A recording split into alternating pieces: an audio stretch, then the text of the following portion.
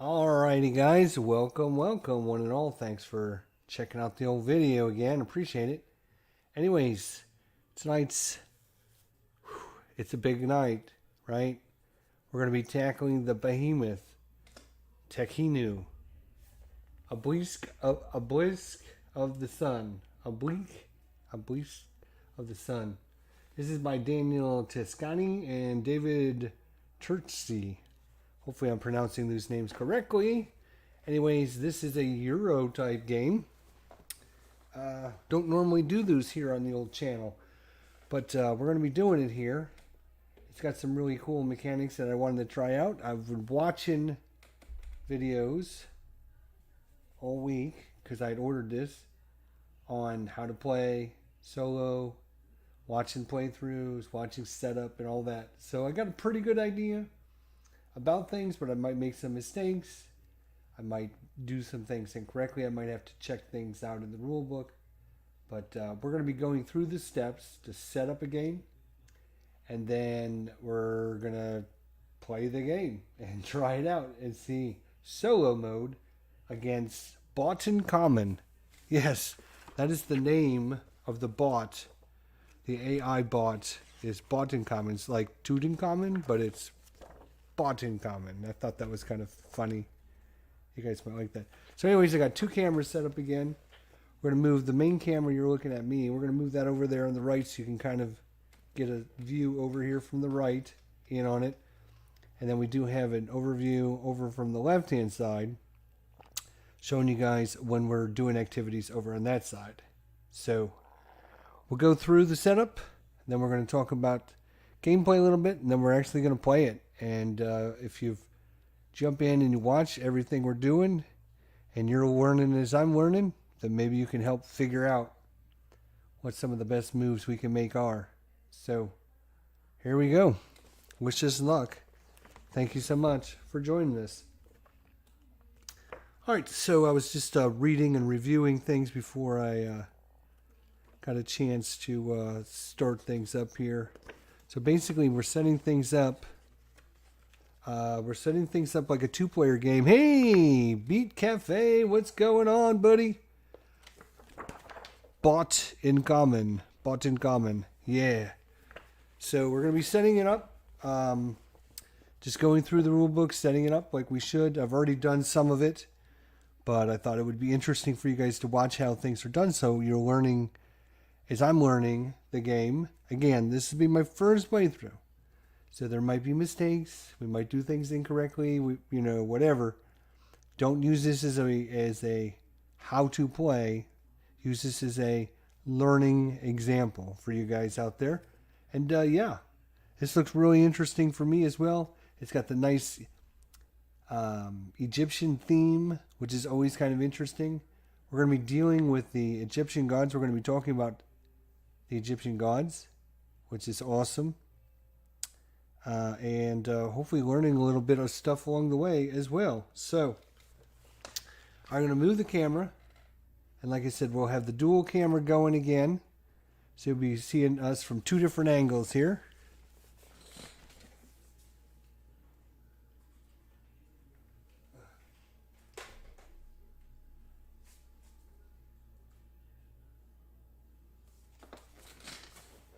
Unfortunately, you won't get to see much of my pretty face anymore. But this is coming from the, obviously, one side of the board, which has got a lot of important information on it. And then, of course, we have our other side over here. And we're going to be switching back and forth as needed. All right. So, let's set this sucker up. I did not set it up ahead of time because I thought, you know what? It would probably be a good idea to show people how I set it up, because this way, if you go and get it yourself. All right, so the main thing, obviously, for TEKHENU, oblique of the sun, is obviously the oblique here in the center of the table. It actually fits into the board. There's like the map board actually has a hole in it. And then there is this fancy little dial. You can use it with or without the dice requirements. I'm going to use it with the dice because this will show us where the dice are going to go right? And of course, once it fits in, right, and it actually will rotate clockwise around the board. Now, the interesting thing about this is, just like the sun, right? If we're putting the sun on it, these two sides are going to be they're going to be bright, and then this is going to be kind of shady on the side, and then this will be dark behind it. And you can see that two sides are light, two sides are kind of in the middle, and two sides are dark. And so this game mechanic is you're going to be having dice out here, and as this rotates around, the dice are going to be either in the light, the dark, or the shadows. And depending if they're light or dark or shadows, depends on where the dice are going to go. There are a whole bunch of different dice here, and each of the dice have different colors. There is gray, there is white, there is brown, there is black. I think these are the 5 colors of the dice. And depending on if they're in the shadows or if they're in the light, each one of these colors will do different things. You notice there's these little rings around the board. The ring on the very outside is the, what do they call it? Let me get the terminology correct now. It's the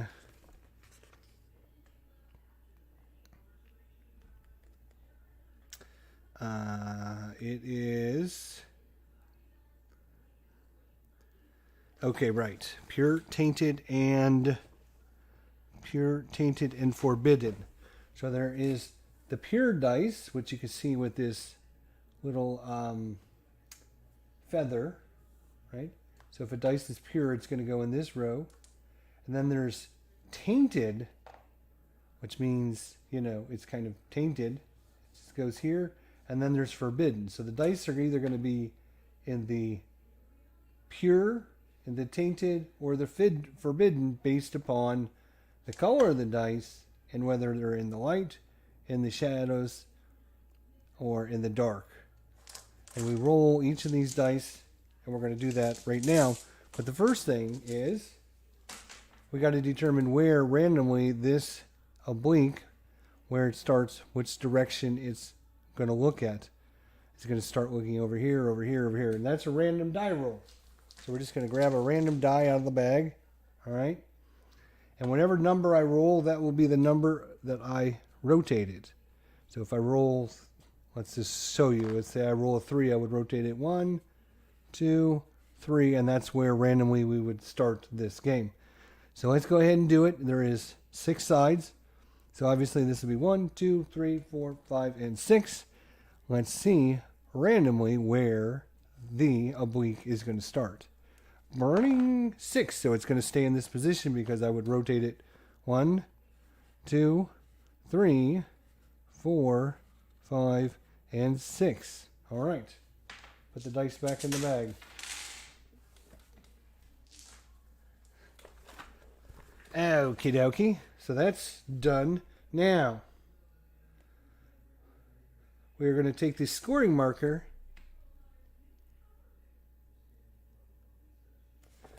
and we're going to place it 4.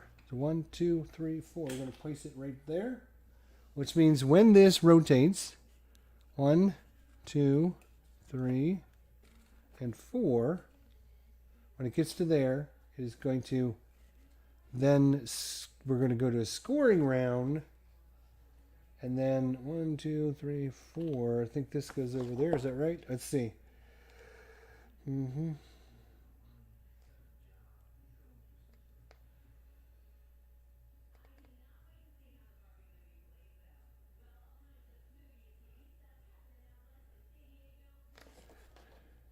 Right.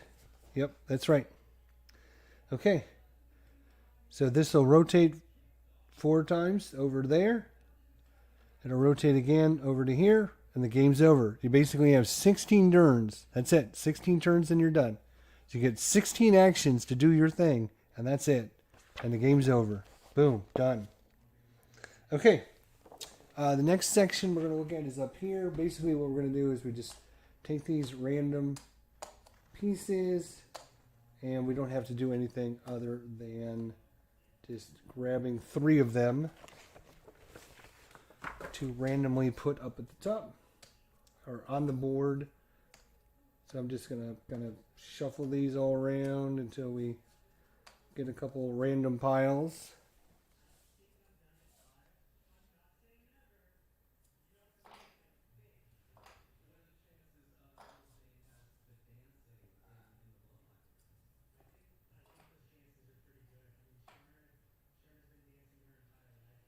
All right, and then you just put 3 pieces out here. 3 different sections. Yes, this is by the same guy who did Tatukana. Yes, correct. And also Tolkien as well. There's like a whole set of games that start with the letter T that the designer did. Yes. How do you say it again? Teotihuacan? Teotihuacan, I think his pronunciation is pretty good. All right, so now what we're going to do, I forgot to take the dice. We're going to take 3 dice out, and we're going to put them in each section of, we'll go there, and we'll just go around in a circle, and we'll shuffle, we'll roll them here in a second. And there, and here, and there. All right. So we'll start in this section right here. That, of course, is the god. That is Beset over here. That is Beset. So we're going to roll the dice for Beset. Now, Beset is in the... actually, you know what? We'll start over here, which is the god Hathor. God Hathor. No, is that right? Yes. Hathor is this region over there. So she's the first god in the sun. So, and you can tell that by the, again, the light area around the base, and then there's the shadows, and then there's the dark. So based upon the dice rolls, not only is the color of the dice matter, the number on the dice matters, and then it matters which zone it's in based upon the location of the oblique. So here is what we rolled. So we rolled a black 2. So in the light, the black dice is forbidden. You can't get this dice. So that goes in the forbidden zone. The white dice in the light area is holy. It's blessed, right? So you get the you get it in the, what do they call that section again? God damn it, I'm going to forget that. It's called the pure, tainted, and forbidden. So the white dice is going to be pure, and then the gold dice is going to be tainted. So I'll kind of slide these over just to the left over here. So in this first section, the white dice is pure. The yellow dice is tainted, and forbidden is the black dice. Now, when this moves, those will adjust, but for now, that's their position. Same thing for over here. Let's roll these 3 and do it for the same position over here. So the black is forbidden. The brown is forbidden, and the gold dice is tainted. So you can see, interesting enough now, all of a sudden there's only 1 die over here to be able to be used until the oblique moves and rotates. We'll do it for this section here. That is Thorth. Thorth? T-H-O-T-H. So how would you pronounce that? Thor? T-H-O. Here's the list of the gods, by the way. I'm going to...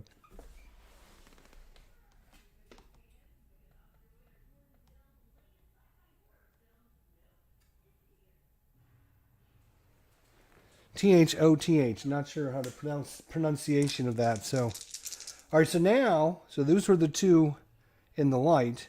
Now we're in the. They call it the shadows. What do they call it? They call it the. I want to get the terminology correct because it is called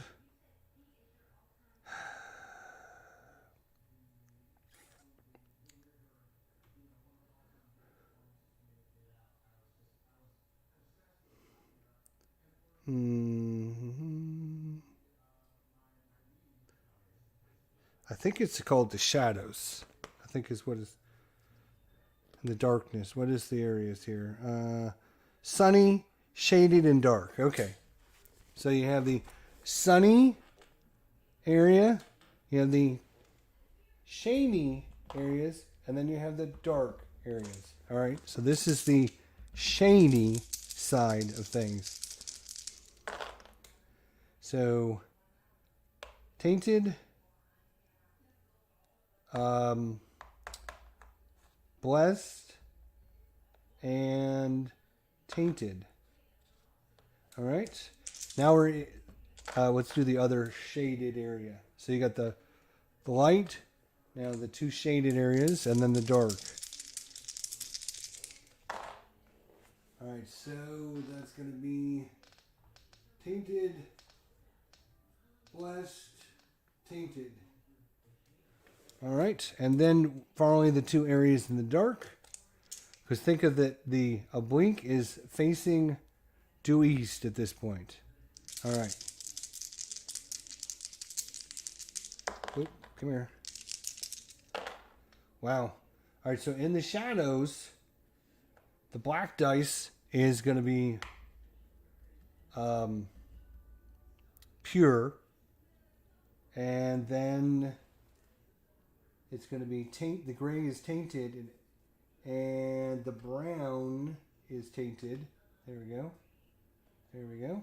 All right, and then the last shadow areas, two gray, and I think gray are always tainted, I believe. And then the white is going to be restricted. All right. So there is our setup. Now, as we take dice out, we have a dice bag with other cubes in here that'll come on the board. But that's going to be our random setup. So you can see everything's going to change in the game rather quickly. All right. So now you notice there are 6 god actions here on the board. You can play with them in those default positions, or you can randomize them. And what we're going to do, because we're playing random game, is we're going to randomize this. So I'm going to just shuffle these up face down so nobody knows. And I'm just going to grab a random dice on the bag. And that, whatever number I roll, let's say I roll a 3, that'll be how many. I'll go 1, 2, 3. I'll put that group on top, and then that one will be number 1, the next one will be number 2, etc., etc. So let's just cut it a few more times. We're going to have a random setup. All right. So how many are we going to cut down? Again, randomness. Random 1. So we're just going to go 1 down. All right. I'm going to put this dice back in the bag so I don't lose it or forget it. And then, so this is number 1. And this is number 2. Number 3. Number 4. 5. And 6. Okay, good, good, good. We're doing good. We're doing good. Okay. We're almost done with setup, I think. Let's see what else we got to set up. We did the dice. Okay, there are special spots on the map that you're going to put gold. You're going to put gold here, here, here. And then I'm going to switch you over to the other camera. And you're going to place gold here and here. You can see on the map there's actually a little icon that shows you where to place the gold as a reminder. So there is all those areas. So those have all got a gold piece on it. Okay. We've set up the location up there. We did the dice. We positioned the dice. Okay, players start at the 2. I am the orange player. I didn't mention that, but my board is the orange player. The blue is the AI. So the AI is going to be anything blue, and I'm going to be the orange player. We both start at 10 victory points right there. So the AI gets a little bit of boost. So they start with 7 population and 4 happiness. Players start with 5 population and 2 happiness. And you will adjust these. Let me pop you over here. You'll adjust these up and down this track here, which will give us our different cards and technologies and everything that we're going to be putting out here. And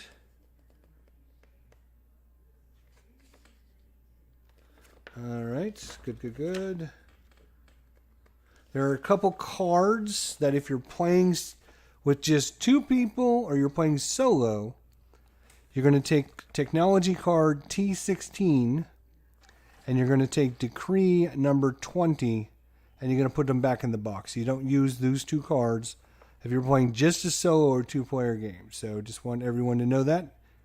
And then you're going to shuffle up all the rest of them, blah, blah, blah. And then we're going to take and put them out. So we'll go ahead and do that right now. So the white cards are blessings. Each one of these cards are basically one-time super power that gives you ability to do things one time. Shuffle these up. You can see this is the technology board. It's broken up into 4 different sections. The tan section, the red section, the green section, and the blue section. And each one of these sections has a corresponding allotment of cards. You do not place the cards until somebody's reached that section. So you can see my player's only in the red section. And the AI is also in the red section. So we will only fill up the gray and the red section. Once somebody gets into the green section, then you fill up that section of cards. And then once somebody reaches the blue, then you fill up that section as well.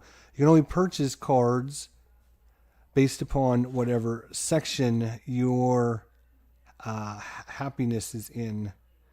Your people have to be happy enough for you to get the cards. So we will only, in the beginning of the game, nobody is going to be high enough. We're only going to fill in the tan and the red sections for the cards. So we need this card here is going to go here and here and here and here. Wow.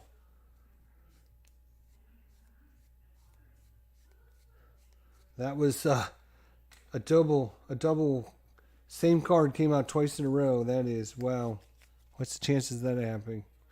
All right, so that is your blessings. The next thing you have, so blessings, you're basically a one-time event. And you use these cards, and it gives you like a special power, one-time use. So in this example, when performing a Ra or Horus god action, you don't pay its costs. So you will get the symbol. Each god has their own symbol. Ra is going to be up here. There's a cost associated on the board with taking that action. And then the Horus is over here. And again, there's a cost on the board to take that action. If you play this, you take that action, but you don't have to pay the cost. So like I said, one-time use powers. These are technologies. These are slightly more better in that what they do is they have lasting events that last throughout the whole game that give you a boost. You don't use them, you keep them in front of you, and it gives you a little boost in doing certain things. So we'll put out a couple cards here in the red section.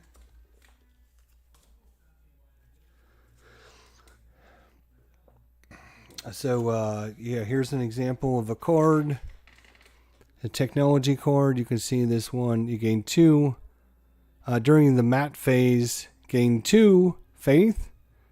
You have a permanent Ankh value of 5. If we got this technology. And we'll talk about what that does as we go through the game. Alright, so the rest of the cards, I'm just keeping them randomly shuffled over here off the side of the map. And yeah, so that's done. What else we got to do?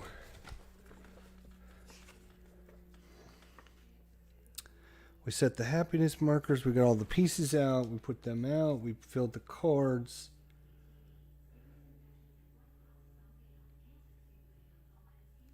All right. So there is a special section on Botankhamun and setting up the game. So he starts with 4 happiness and 7 population. He does not gain a decree. So we gain a decree. So what we do is there is another card, which is these dark orange ones.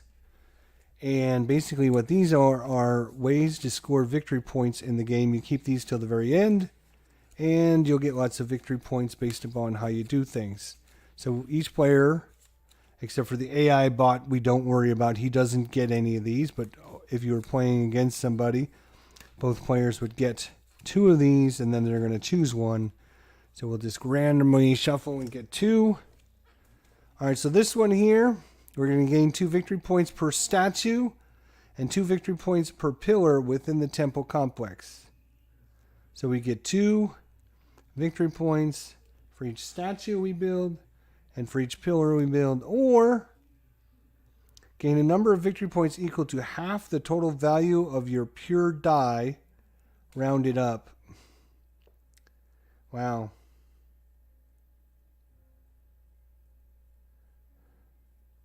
The pure die, half the value, rounded up. So if you had 18, that'd be 9. Are we going to get... Yeah, we would probably end up with more points this way. So we're going to take this one. Gain a number of victory points equal to half our total value of pure dice. So we like pure dice, but only at the very end when we're scoring. So we don't have to worry about that until the very end. But we're going to take that. All right, and then we can put this on the bottom of this stack here and be done. Okay, done. We have starting cards.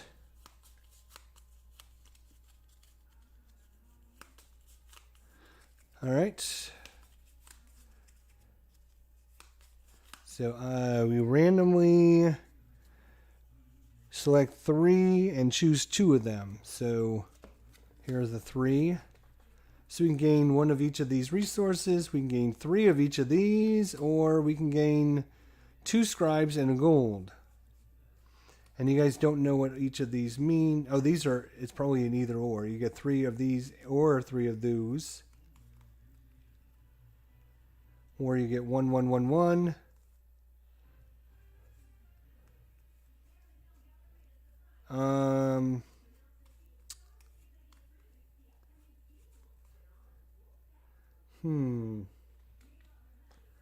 Yeah, we don't, because a lot of times whatever your decree is will kind of focus in and show you which direction to go in.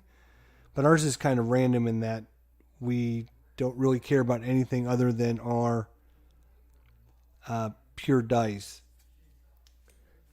So do we want 3 or 3? If we want to build something, we're going to need that.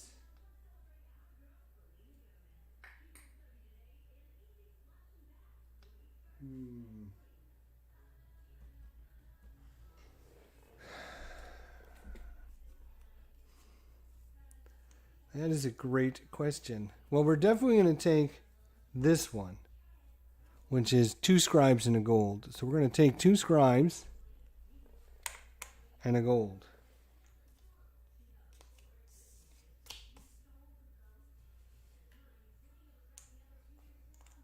That's going to be really good because you start with a scribe and his gold. So right now we got 3 scribes and 2 gold to start the game. That's not horrible. All right. And then we get 1 of these 2. We can get 1 of all the resources, or we can get 3 of 1 of these 2. So this way we get 4 resources, but there's only 1 of each, which isn't a lot. This would kind of help us get focused in on what we want to do.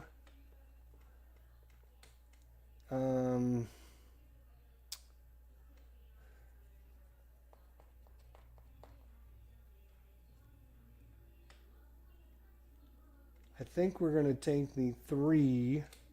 Now the question is, do we want limestone or granite? So the white is limestone and the black is granite. So do we want limestone or do we want granite is the question. So we'll get to why in a second, but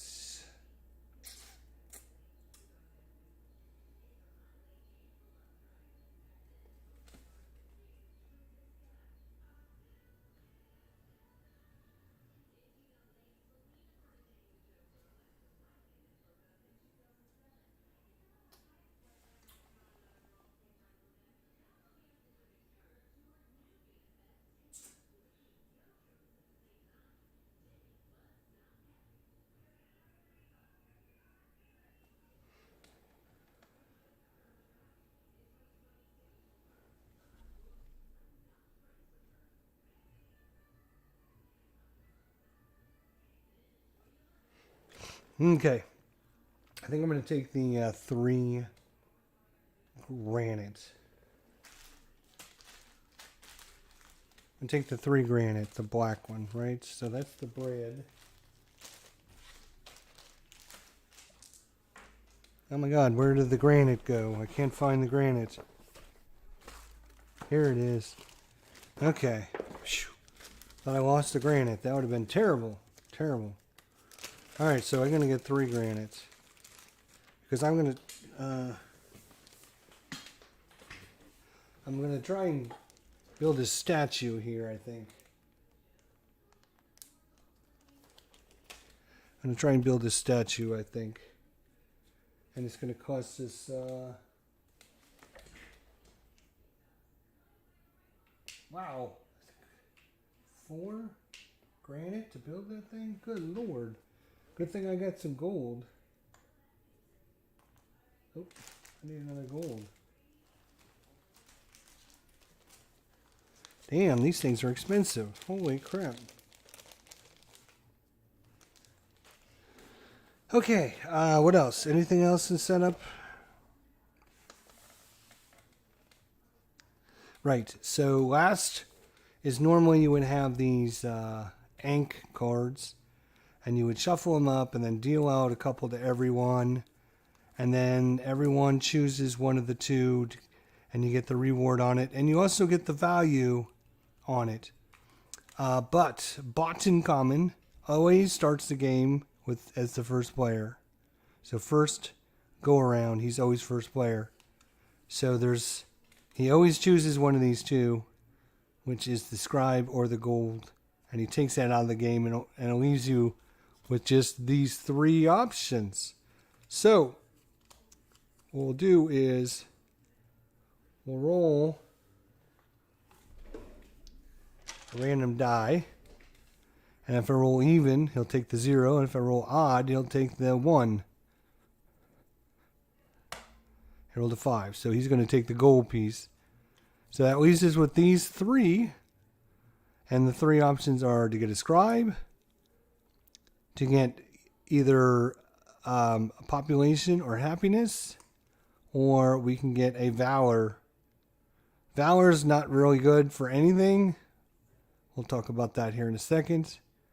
Population and is okay, but it's a better thing is the scribe, because the scribe allows you to do cool things. So he gets the 1, and I get the 0, and then we'll do this again later.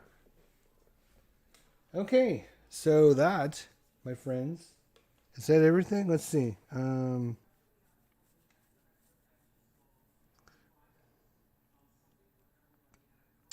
Oh, we got to place one of his statues.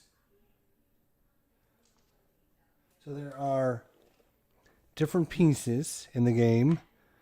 There's obviously your little meeples that represent your population. The little one's your happiness, and the big one's your population. Your happiness can never go higher than your population, because you can't have more happy people than there are people. So, and obviously the higher you get on the happiness track, the more access, the more cards you have. And I know you can't see it, but there's a little bit more down in this bottom corner down there. So there is there's these little meeples. There's also little buildings. The buildings are going to be built over here on the left-hand side, over here in this corner, and they give you access to the resources. So there is 4.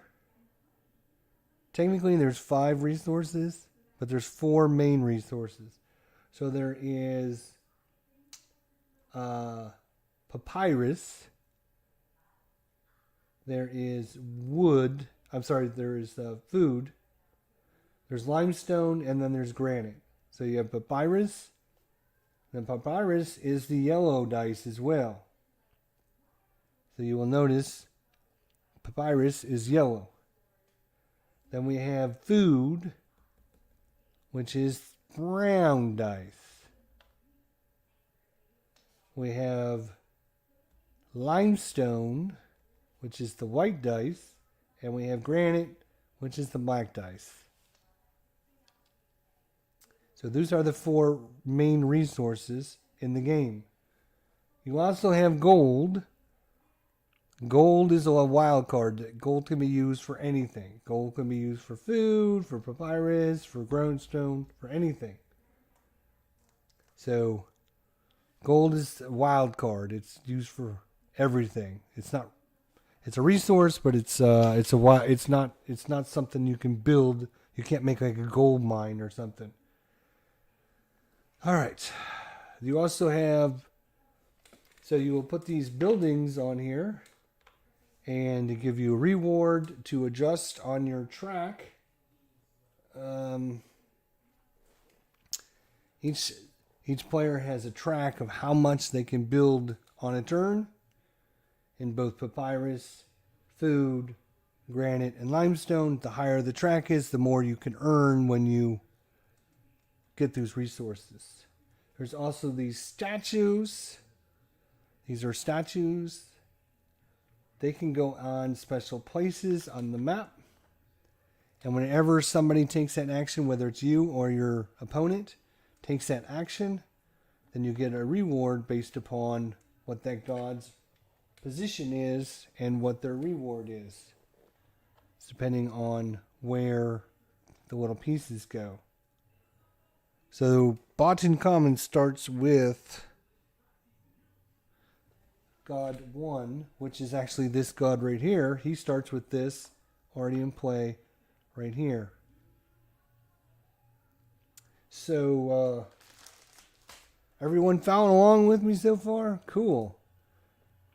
Alright, so I'm going to show you this angle because I think it's a little easier to see from this up top angle. Kind of overview. There's 6 different quadrants to 6 different gods, but each god represents a different quadrant. So this god over here kind of does everything on this side of the board. This little god here does everything down here, which is the cards. This god over here does, what do you think? Yep, he does this section over here, which is this section. This god over here deals with that section. Let me switch you over to the other side. So this god right here deals with this section. This top god deals with this section. And of course, this god right here deals with this section. So the board is 1, 2, 3, 4, 5, 6. 6 different sections for the 6 different gods. On your turn, you're basically going to gain a die, and you're going to do whatever the god action is for that based upon the die number that you got and the color of the die, spending the resources to do it. So in this section here, let's look at this section here. You're going to spend papyrus on here, and whatever your die is, if it's a 1 or 2, you're going to get 2 scribes. If it's a 3 or 4, you're going to get 1 scribe. If it's a 5 or 6, you're going to get no scribes. But what you're going to do is you're going to get happiness equal to whatever the die is. So if I was to get this 3, I could bump my happiness up 1, 2, 3. Boom. Again, your happiness can't go higher than your population. You can only use, again, the dice that are not forbidden. These 2 dice are forbidden. They're in the forbidden zone. You cannot use them. We have the pure and the tainted. So there's no pure dice, and there's just the 1 tainted dice. But again, as the oblique rotates, eventually this will go into the shadows, and these dice will move positions. Or you can wait even longer, and it'll go into the dark. And when it goes in the dark, they will shift positions again.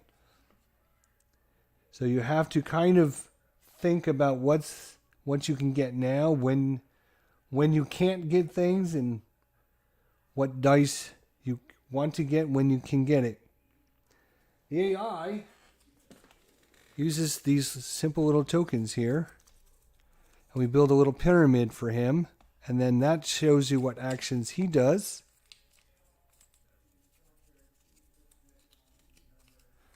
So that was just the first one. So this action is to get happiness for your people, and you're done. This one here is you grab a dice. You're going to spend papyrus again, and what you're going to do is you're going to get cards. This is the card. So based on the dice number, if you get a dice that's a 1 or 2 value, you only get 1 card. If you get 3 or 4, you get 2 cards. If it's a 5 or 6, you get 3 cards. But it costs you more papyrus based upon the bigger dice numbers. All right, so this section is to get the cards. This number 1 section is for happiness. This section over here, let's switch you over to the other side. So this section over here on the left-hand side, you're going to take a dice out of here, and you're going to build a building. Again, you can build a papyrus building, a food building, a limestone or a granite building. Oops, that's not. And based upon where you build it is going to be whatever dice number it is. So if you take the 6 die, then you can only build it on the 6th line. If you grab a 1 die, it's you can build it only in the 1 column. So there's 1, 2, 3, 4, 5, or 6 based on the dice number. All right, so that will tell you where you can build it, and then wherever you build it shows you what you can do. It's going to move up on your track how much you can get, and it'll give you some rewards right away. All right, and so that's that section. This section here is building for the statues. Building statues. So again, what you want to build the statues for is whenever somebody takes an action where you built your statue, you get the bonus of there. So let's just say we had a statue here, right? Anytime somebody built a building, we would look at our god and see that our god gives us a gold.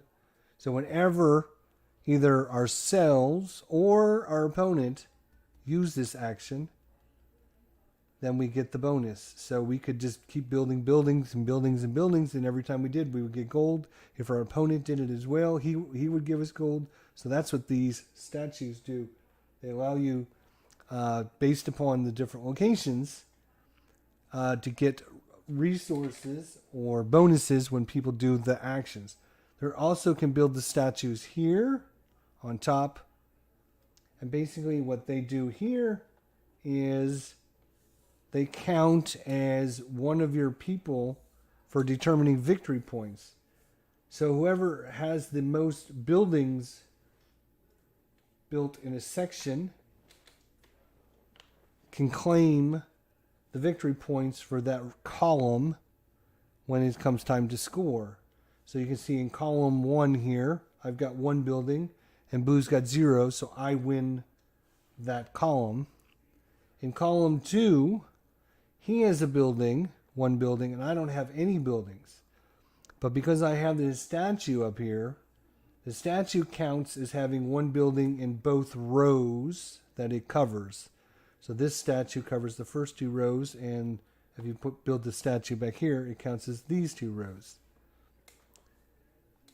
So in this case, he's got his 1 building. I've got 1 building. Tiebreakers are by whoever's got the highest piece towards the top. So my piece is higher, so I break the tie, so I would get the victory points in this situation. So that's why you would want to build your statues here. You can also build your statues over here, which we haven't got to what you do over here yet, but you can build your statue either here or here, because anytime somebody builds over there, it's going to give you a boost on where they build. Well, speaking of which, we're going to talk about that, because here is this section. Let's see. This section right here is about building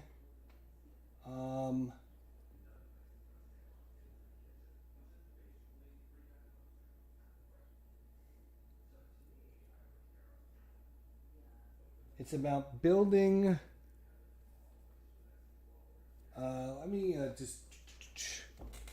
let me look at this one again. This one is this is raw, right? So we just have to look at the raw.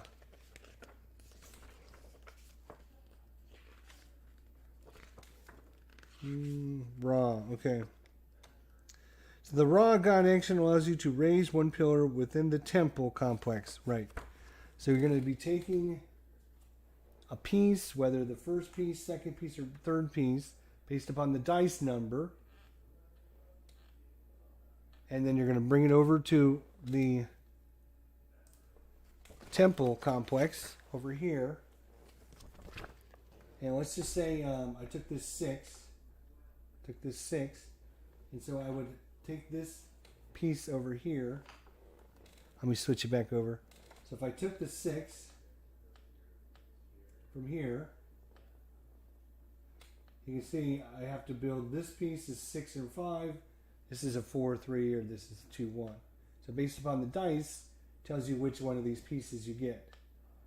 And when you get this piece, then you can bring it over here. And what you're trying to do here is you can rotate it around to try and get a combination of matching the side color that matches the colors on the map. So you can see that if I put it like this, I have a green edge that matches a green edge, and a tan edge that matches a tan edge. And then I would, put my little pillar on top that shows that I built a pillar there. And then that's claimed as mine, and I get victory points based upon adjacency, and there's like a little chart over here. So 1 point for this, 1 point for this. We're covering up. We get a bonus point. So we get 2, we get 4, we get 5. Plus we get 3 points for building this one. So we get like 6 points to build that right there. Okay? So that's what we're doing with this part up here. Is you're getting these different things. And then each one of these tiles had like a special ability on it, but it only does the special ability when the time shows what color it is. If it's got a white background, it only does it in the sun. If it's got a dark background, it only does it in the dark. And if it's shadowy, it only does it in the shadows. So this one here, I believe, is... Sometimes they're hard to tell if it's the white or if it's the shadows. I wish they would have put some kind of symbol on it or something to kind of designate it.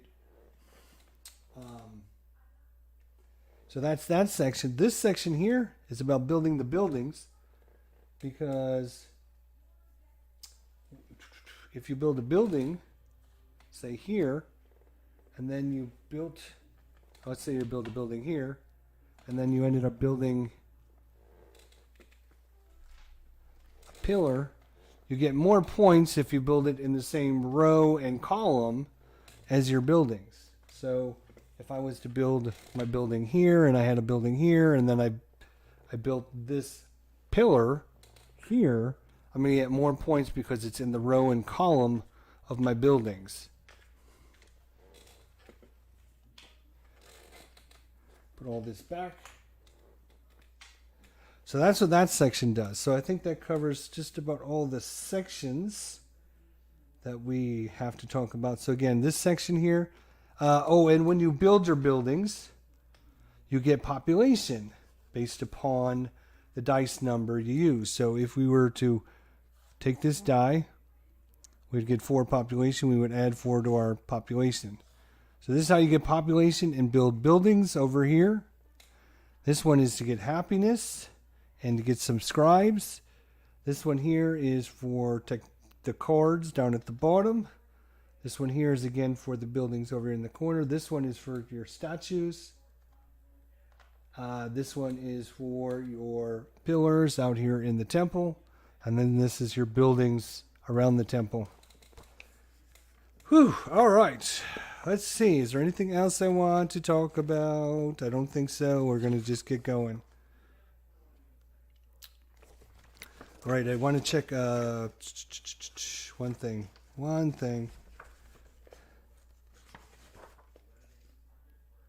There is a way to adjust the difficulty if you want to play against a harder Botankhamun, but we're going to play against the easy guy because I'm a wimp. And that's just the way life goes sometimes. All right. So that's why we went through all that, is because we have to build the Botankhamun. So basically what I'm going to do is over there, I'm going to build this, but I'm going to show you how it's done over here. So basically,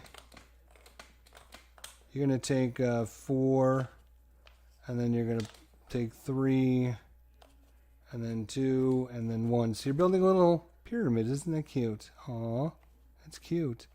Like that. Obviously, everything's going to be face up. Like this. And Botankhamun, what he does is he always starts in the bottom left-hand corner. And the first action he takes is always to be the one in the bottom left. Then he has this little flippy disc thing. And it shows whether or not he goes up or if he just goes right. So he's either going to go up to this action or he's going to just go over to this action.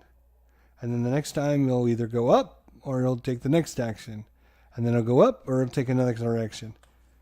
And there's only going to be 4 rounds anyways before we reset everything.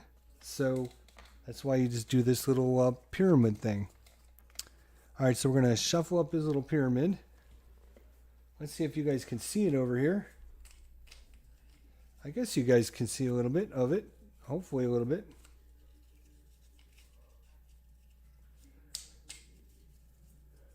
I think that pretty much covers it. So again, so I've mentioned this, but we haven't really talked about it.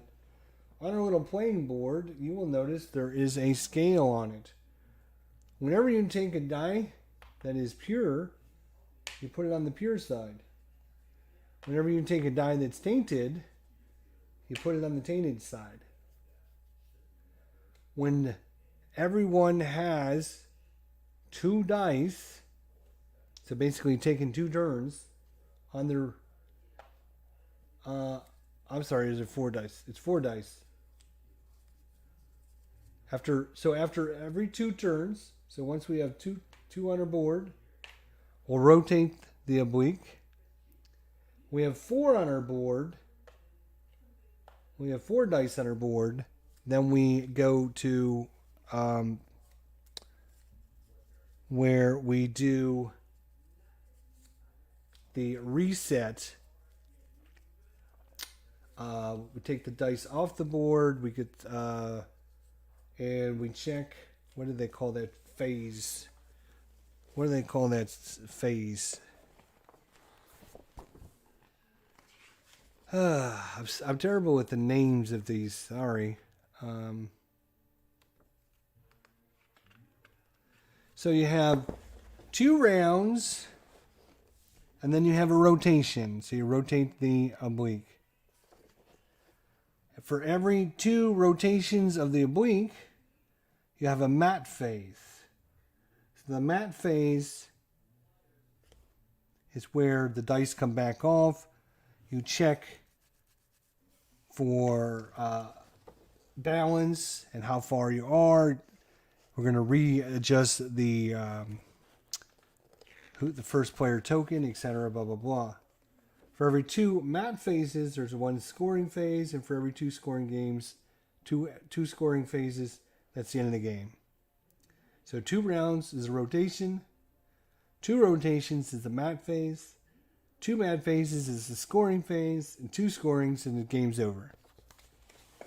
Hopefully that'll make sense when you see it in action. All right, so we got this little pyramid. 1, 2, 3, 4. 1, 2, 3. 1, 2, 1. And I put mostly on the board because we're not going to need that section right away for victory points or anything. So this way you guys can see a little bit better. So all we do is flip this over.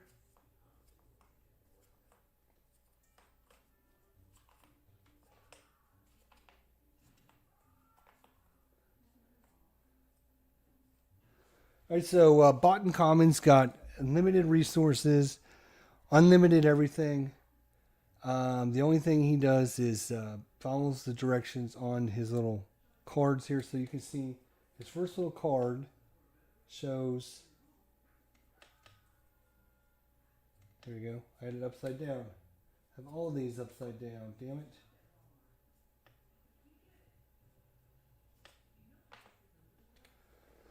All right, so what he will do is he will look at this scoring thing, and this is where he's going to start, is in the bottom left-hand corner.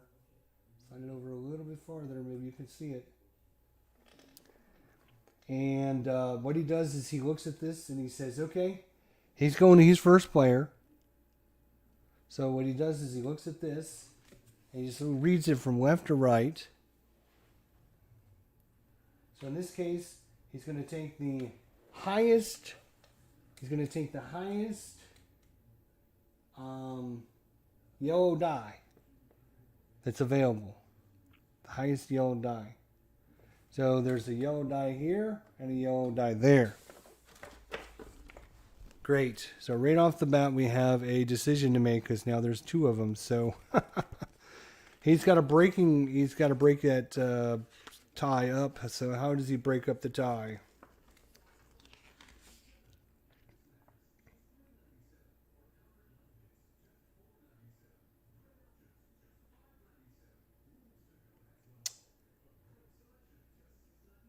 Okay, if it's tied, he will take a pure die if possible. Okay? So he takes the highest yellow die based upon his little thing there. And we put his little token showing that he's there. Okay? So he's going to take the highest die. The highest yellow die. There's a yellow die that's available. There's 2 6s. One here and one here. If he's got a choice, he takes the pure die, which makes more sense because one of the things we haven't really showed you, because I wanted to get started here, is this little track here. This shows you at the end, when you try to balance out your resources, if you're positive or negative. You notice when you're negative, you lose victory points. If you're positive, you don't lose victory points. So it's always better to take the pure dice if you can. So we're going to use, we'll use this right here. So there's only 1 pure 6, so he takes it. Again, he doesn't care about the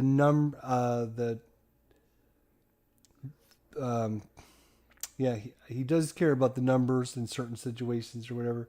So he took the 6. He always takes the highest die he can. So we just put that there, but we don't need to worry about that. He doesn't have a side. He doesn't need to keep track of his balance like we do. So since he drew the 6, we're going to take this piece right here. This piece right here from the 6.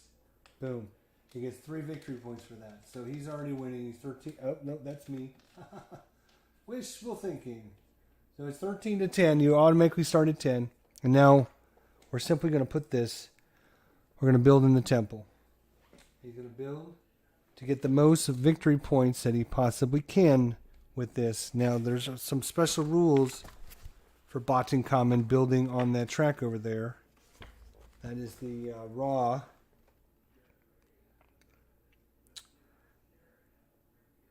He gets 1 victory point per adjacent edge, regardless of the color. So he doesn't have to match colors like we do, right? So we have green and tan, right? But he doesn't care about any of that. So basically, because no buildings are built here and there's no pillars built or anything, it's kind of just a randomness,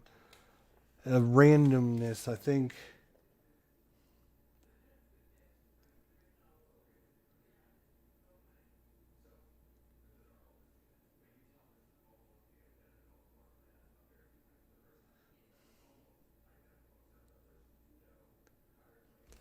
Yeah, so he would do it based upon multiple spaces would score the same amount of victory points, break ties.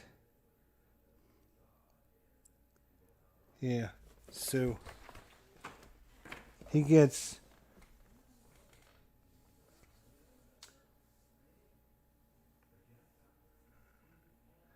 so he would get bonuses based upon adjacent buildings. He hasn't built any building yet because it's the first play of the game, right? So he doesn't have any adjacent buildings. He would also get adjacency for other pillars, but there's no other pillars. So basically, the 4 corners are going to get him the most points for the adjacency. So I'm just going to take this die, and we're going to go 1, 2, 3, 4, and if I roll a 5 or 6, so 1, 2. So way over there in that corner, and he's going to put his little pillar on that. I believe that is correct. So he would get 1, 2, and then he put it on a place that gives you a bonus 3, 4. So actually, he ignores all rewards covered by the pillar tile. So he would get, he's going to get 3 victory points for the location. He's going to get 1, 2, 3, 1 for adjacent to the wall, 1 adjacent to the wall.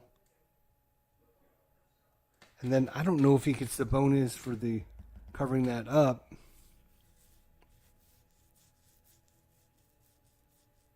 I mean, I do, so why wouldn't he? So I'm going to say he would get the bonus. And I'm pushing cards around with my elbow here, so that's not cool. So we're going to give him the bonus. So when you build in these corner spaces, you get +1 victory point per side that touches. So he's going to get 1, 2, 3, 4 for building over there. So 4, he's up to 17. So you got 3 and 4 for building that. And if he wins by 2 points, maybe I'm wrong and we'll just adjust it. And then we just fill in a new bloop. Now this section is in the shadows. So if we would have built it, right? If it was a shadow one, then we would do we would get whatever the special ability on it is. Right now, these are all looks like they're all in the light. So that's going to be a little rough now because it's going to be a long time before it gets in the light. Oh my God, it's going to be a long time. All right, so that's Botankhamun. It goes to us, our friends. It goes to us. It goes to us. So if we wanted to come down here and get cards, we need some papyrus, which we don't have any papyrus right now. Oh, the other action you can do is you can take a die and you can just get the amount of resources of that die that you got in pips. So if I was to take this one, instead of using this god action, I could just say, okay, I want 6 granite. And I would get 6 granite. But you only get the amount of granite equal to... let me show you on the other camera here once I...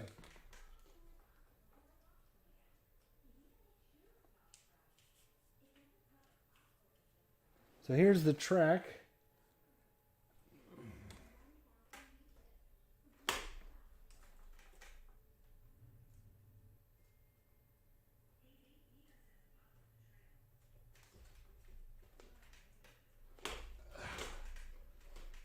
Sure, I'll just hold it then if it wants to be a pain in the ass.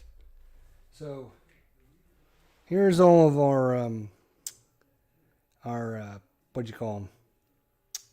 Statues. And then here is our resources here.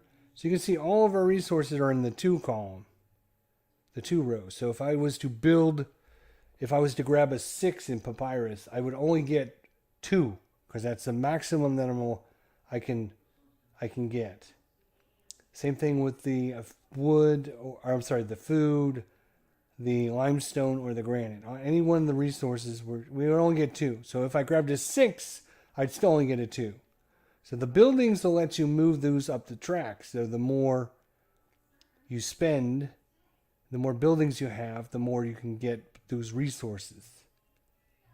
And then, of course, there's our balancing track that we're going to need to balance all of our dice. So if we had a whole bunch on one side, or if we were balanced, that makes a difference in things. And then those are our buildings. The more buildings we have out, the more food we're going to have to pay when it comes time to pay for the buildings. And then this is a special spot. If you spend 2 scribes, you can actually take a special god action, which we'll talk about when it comes up. Oh, and of course, OBS decided to freak out on me, which it likes to do. So I got to reload that camera. That's a Windows capture device. There we go. But then of course I've got to recalibrate it and everything because it's too dumb to do it automatically.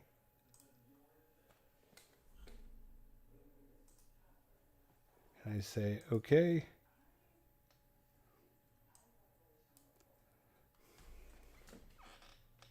See if I can get it to zoom in. There we go. All right.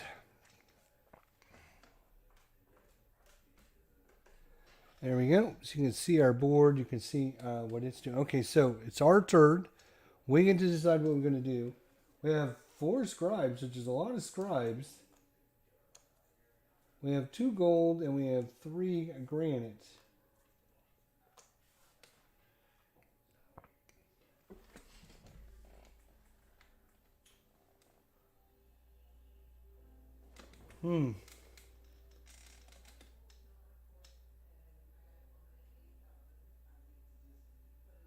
You know what I'm going to do? All right.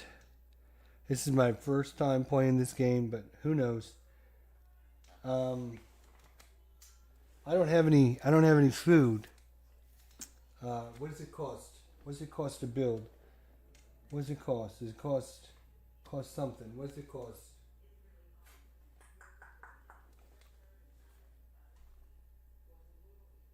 Right, so I'm going to build a building. I'm going to build a building. And I'm going to use this 6. So because we're taking the 6. And this is a pure dice. It's going to go into our pure section right here on this side of the scales. And this tells us we're going to build in the 6th column. So again, we can do papyrus, we can do the food, we can do the limestone, or we can do the granite. And I'm thinking we're going to do granite.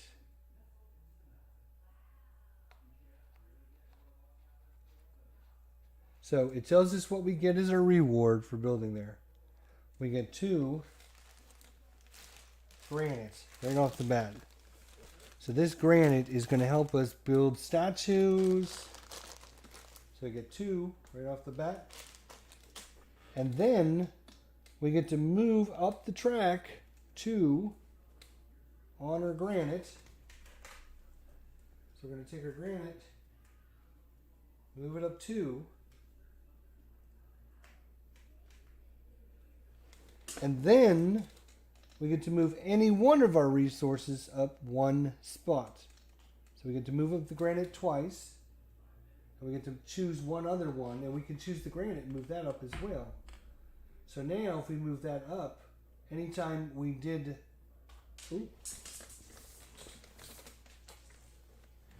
anytime we gathered the granite resources, right now we can get a maximum of 4. So if we were to take a 5 or 6 die, it wouldn't help us. Do we want to? Getting food is going to be important, though. I'm gonna do the food. Move the food up. I'm gonna move the food up one. All right. So that. God damn it. That is our first action. We built a building. Oops. That shouldn't be there. Okay, we only have one building. Why is this here? Did he build a building? What did he do? No, he built it. I'm not sure. I was testing or just showing things, I guess. All right. So, do both players have 2 dice on their thing? No. So the temple doesn't move, and we go to the next round. Same thing. He's first player, so he goes first. We got to determine whether or not he goes to the left or if he goes up. So he's going to do one of those 2 things. So what I'm going to do is I'm going to roll a die. You can flip this little thing, but I don't like flipping that thing, so I'm just going to roll a die. If I roll even, he's going right. If I roll odd, he's going up. Even. So he's going right. Boom. So he's going to take the God action. And I will tell you which God that is.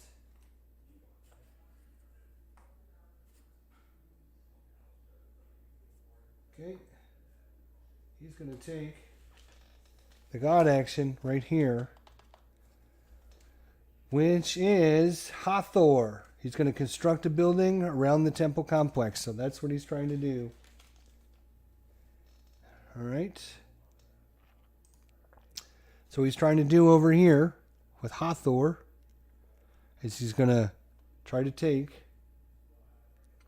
and build a building around the temple complex. So he's going to take the chooses a space where he scored the most points.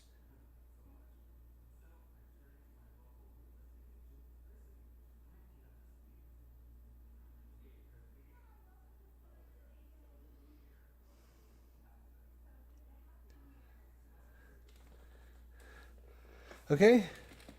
So he's going to always take the largest dice. So he's going to take this die, the 6 again. So he always likes to take these big dice from us.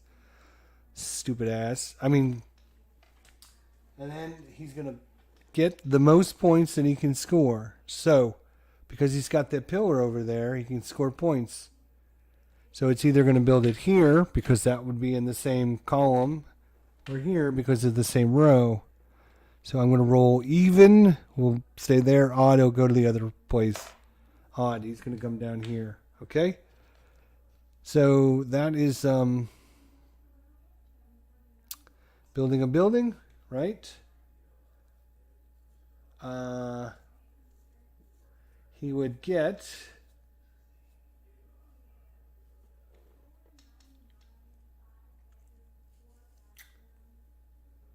three victory points per pillar, and yep, so 3 victory points. So he's up to 20 already, and then he's going to get population equal to the dice. So he's going to get 6 population. 1, 2, 3, 4, 5, 6. So he's already up in the blue section. So he went into the green and the blue section. Because he went into the green and the blue section, we're now going to fill out the rest of these cards.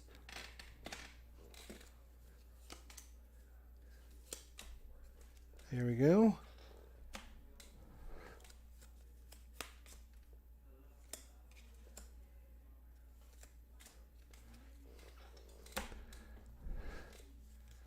And that is the end of his second go.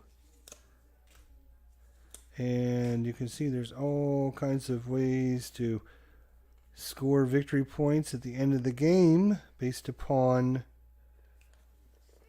the decrees. Okay.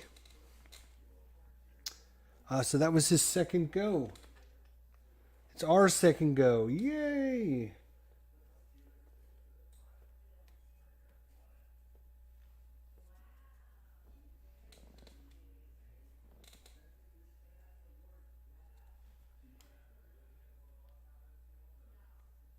All right. I'm going to take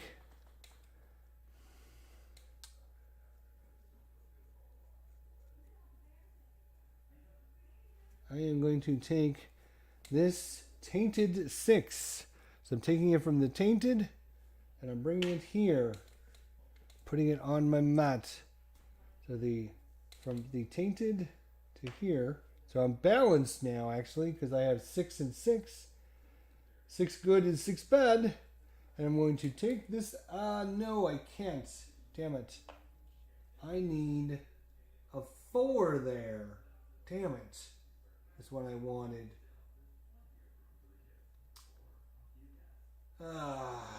So wherever die you take is the god that you go with.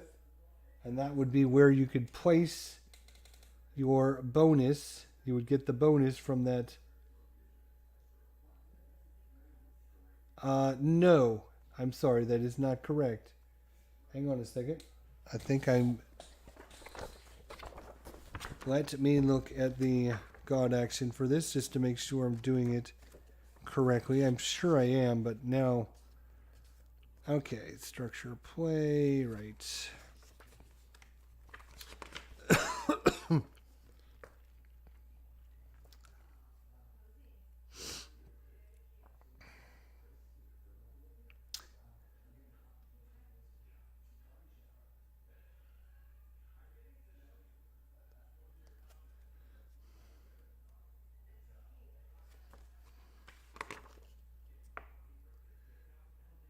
Right, okay. Right. Right, okay. So yes, I can take this 6, put it in my area there, and then I'm going to spend, it costs 4 granite. So I'm going to spend 4 granite, put those, where can I put those so they're not, I guess I could put them back in the bag, but yeah, we'll put them back in the bag, that's fine. And now I can build this anywhere I want, and when I want to build it, he's already built it here. I could build it here, and then I would have at least 1 in each of these rows for scoring purposes. Or I could build it here, and then anytime I or the computer built a building, I would get a gold piece, because that's the reward for that god. And I think that's where I want to go. So anytime anyone uses that god, which of course is going to be Osiris, construct a building as a workshop or a quarry. Osiris is this god. So we have Osiris. Whoa. We have this god here, which is Thoth. Thoth. He's about getting the cards. We have Beset over here, which is about happiness. We have Hathor over here, which is all about constructing a building at the temple complex. We have Ra, which is about the pillars at the temple. And we have Horus, which is the statue god. Hopefully I'll remember some of that. We'll see. All right, so that was my second action. Do all players have 2 dice on their board? Well, by golly, we do. What do we do then, Jester? great question, you ask. We rotate this little device. One space over. One space over. One space over. And now we're going to take and bring in 2 dice.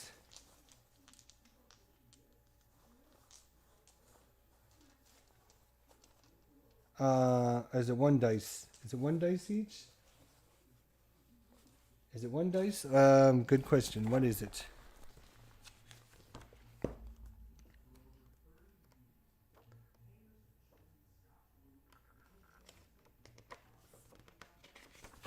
Let's set up, yep. Tainted, pure, and forbidden dice.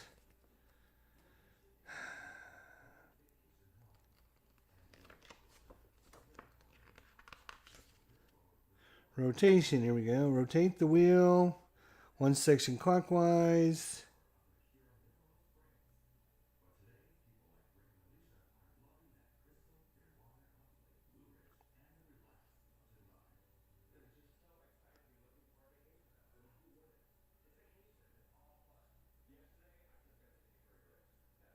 Oh, yes. So it's just 1 dice each.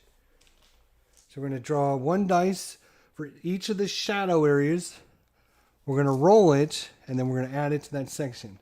So we'll do this one first. So I drew a black one. And so a black is going to go tainted, and a gray is tainted, and a brown is pure because it's now in the shadows. This one over here now on the other side of the board, that is Hathor. Hathor got a gray dice, so gray dice is going to go here. A black dice is going to go to tainted, so we now have that available to us. And a white dice is going to go to tainted. So all 3 of those dice go tainted. Let's look at our pure or sunny or sunny side. So white is pure. Brown is forbidden. Gray is always going to be tainted. Gold is tainted. Black is forbidden. Gray is forbidden, which makes sense because that started in the light, and when this rotates, it's still in the light until next turn. So those dice wouldn't move. So we did this. We did the 2 shadow. We did the 2 light. Let's look at the dark. So the dark. I'm going to have to move this out of the way so I can see. The white goes to forbidden. The gray is tainted. The white, forbidden. The brown is tainted. Okay? So there we go.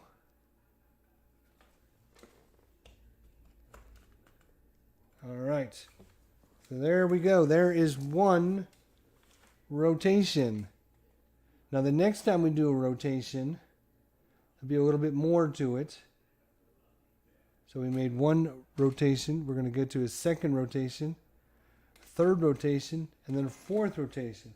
When we get to that 4th rotation, which will be 8 turns in, we'll be doing a scoring. Well, we'll get to that when we get to it. All right. Let me see. I don't think we adjust after the rotation. We don't adjust anything on the board yet, right?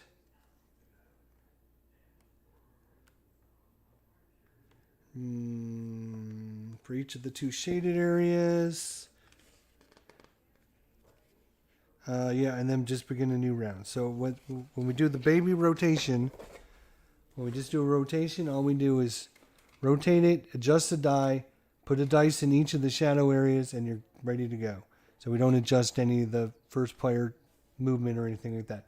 So they get first shot. So we have to decide, is he going to the right or is he going up? Again, I'm just going to randomly roll a die. Even is right. Odd, he goes up. So he's going to go up and take this god action. That god is Beset, which is going to increase the happiness. So there is only 1 die. Oops, let's switch the camera. There's only one die in this location that isn't forbidden. Right? There's only one dice in this location. Brown and black are forbidden. And they're in the light. Brown and black are forbidden. So the only die that I could have used to get some happiness up, the damn guy is going to steal from me. So he will take this 3. And he will get happiness.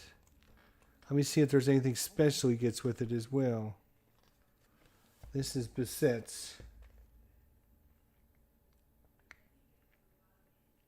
He does get a scribe as well.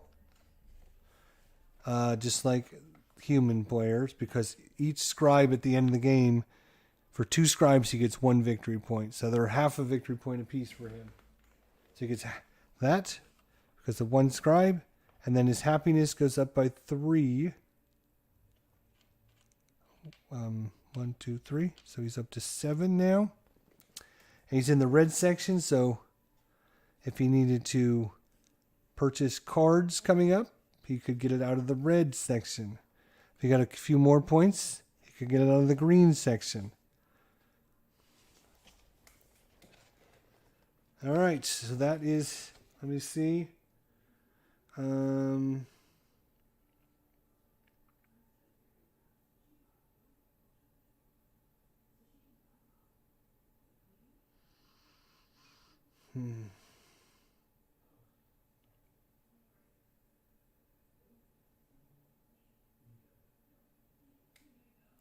Okay, that's it.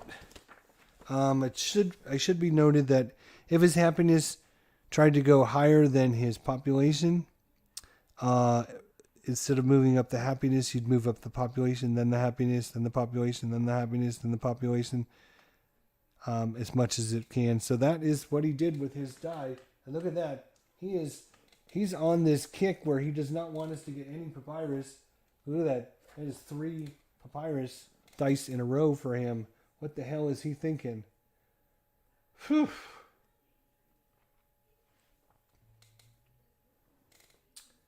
All right, I think I'm going to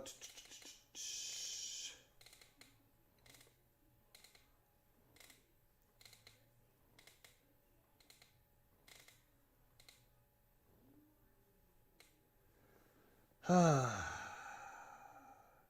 think I'm going to take this 6 right here. Wait, can I? That's going to be a question. Can I? What do I need to build?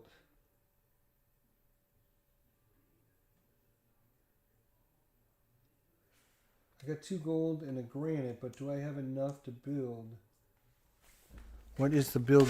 What is the build on Osiris? What's the cost? There's got to be a cost. Let's see here.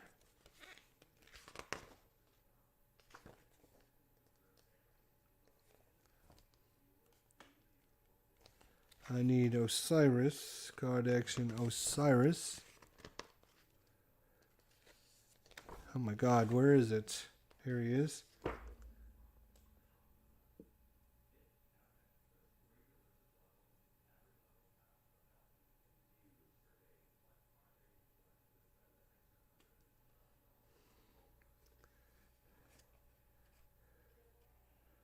Oh, correct. One thing is, every time you build a building, I forgot this, every time you build a building, your happiness goes down in points. So you have to have the happiness to build. So when I built this, I should have went down to 1, but I do have enough.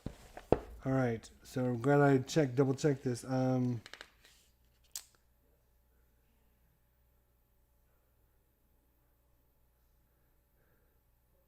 Yeah, I don't see the cost for building.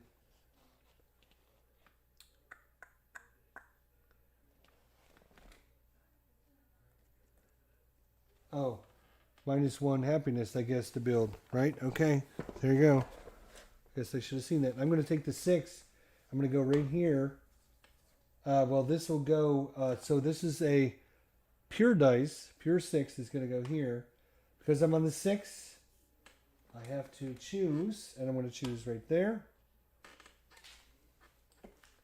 That is going to give me 2 food immediately. So I get 2 food. And then I get to move my food track up twice. See if I can do this again for you guys. So my food track is going to go up 2 more spots. And then I can do any other one up 1 spot. So I'm going to do the food all the way up to the maximum. The reason I want to do that is any of your ones that get up to the maximum, you get 2 victory points when it's time to score. So when it's time to score, I'm going to get 2 victory points for putting that all the way up to the maximum. So I got 2 food.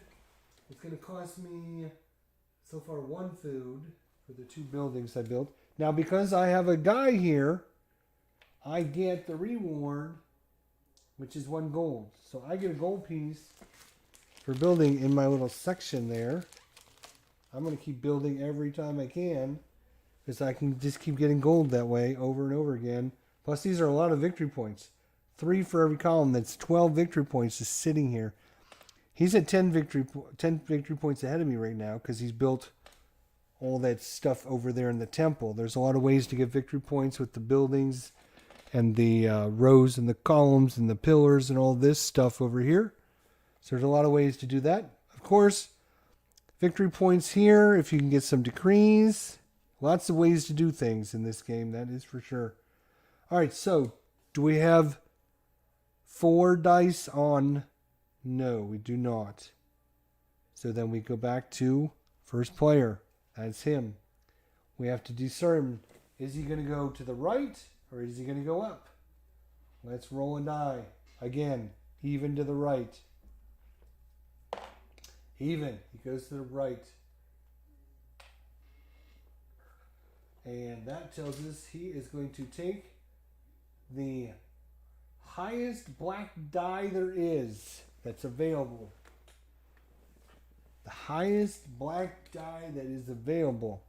So there is a 5 black, but it is not available. It is unavailable. And then there's a 2 and a 2. Those are the only black dice on the thing.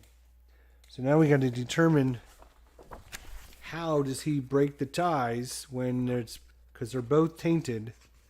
They're both tainted die. So, God to do resource tile. Okay.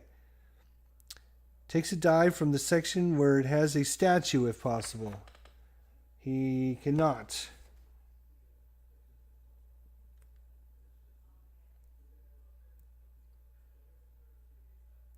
Takes a die randomly.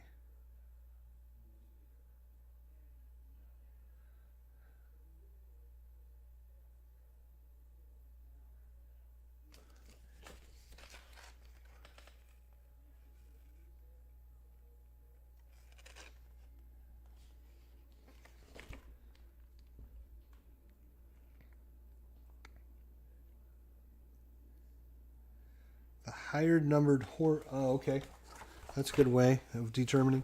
So if there's a tie and he can't get it where he's got his statue and all the other die breakers, there isn't any, then what he will do is he will look at this die is in this guy's area, and that die is a 4, and this guy is Hathor. Hathor is a 3. So he will choose the higher of those. So he will actually choose this die right here, and he will come right here.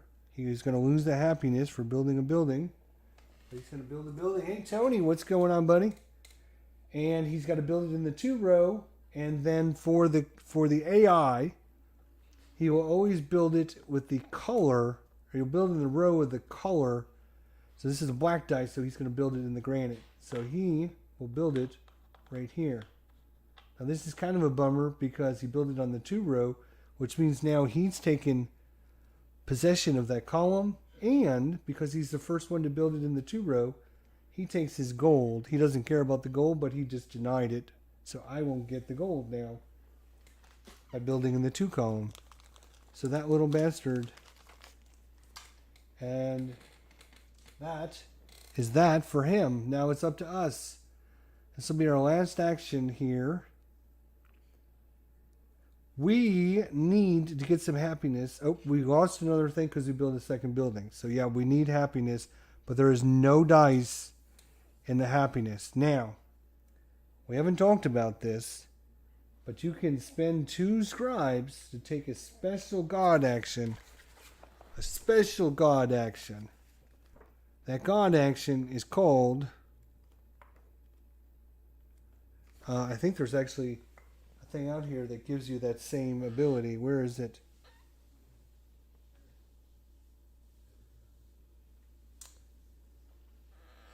Nope.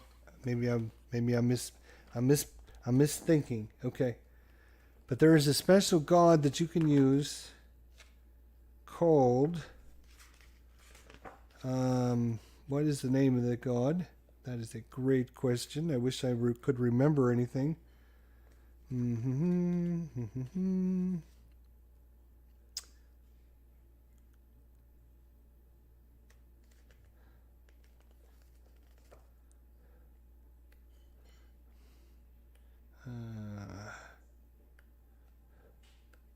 Oh my gosh, where is it? There is a special god action you can take. Osiris? No. Producing resources? No. My gosh, where is it? Where's the information? Hathor, Beset, Thor, Ra. Oh, that's right. I keep forgetting. We can actually use our scribes to increase or decrease the dice that we pick up by 1 or 2 points. So you can make a 3, a 4, or a 5. You can make a 3, a 2, or a 1. You can't make a 1 and wrap it around to a 6. You can't go lower than 1, obviously. Wow. Where is that special god action?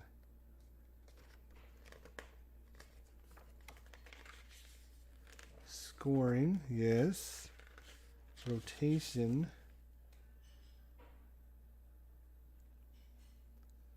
The mat phase, which is coming up here shortly. Pure and tainted dice and setup. Wow, I cannot believe I can't find the information on the special god action.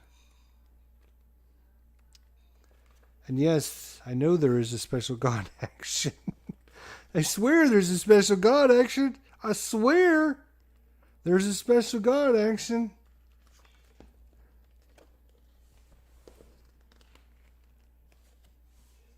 Wow. I just can't believe I can't find it.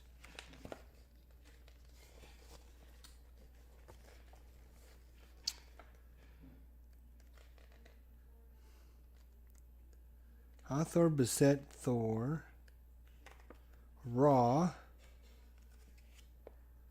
Horus. Horus.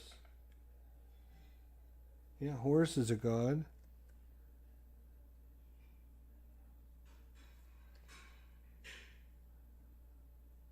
Anubis. There we go. Couldn't think of the guy's name. If you have enough scribes, you can even combine. You can take an Anubis action.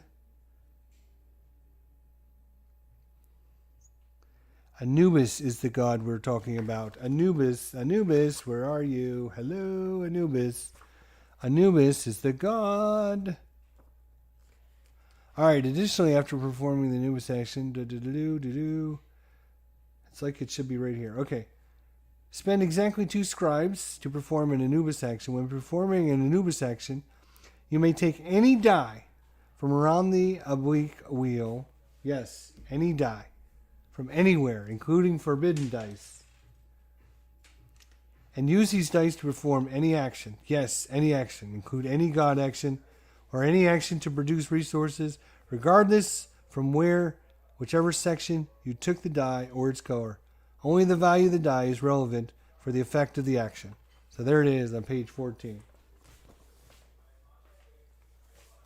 Set it over there. Is this okay?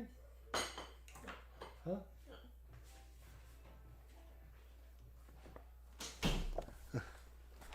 So you basically spend 2 scribes, 2 of them, not 1, but 2. And you can take any die from anywhere, and even forbidden ones.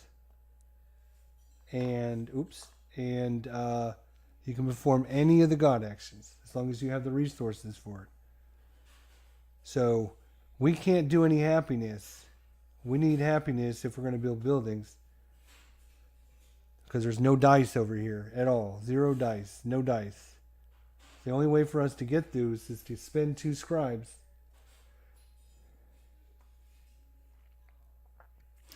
And it might be worth it. Do we have...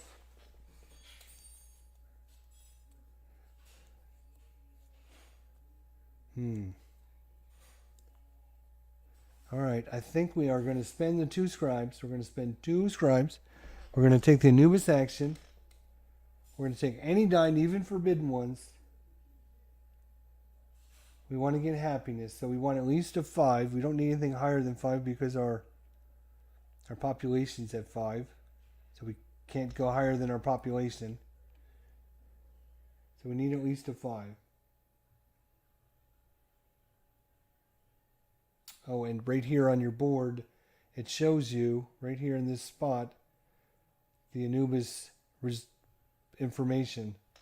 So I'm going to take this forbidden 5 right here, and I put my die right there on that spot in the board. It doesn't go in my balancing, and I spend my 2 scribes, and I'm going to get 5. So I'm going to go up 5 happiness.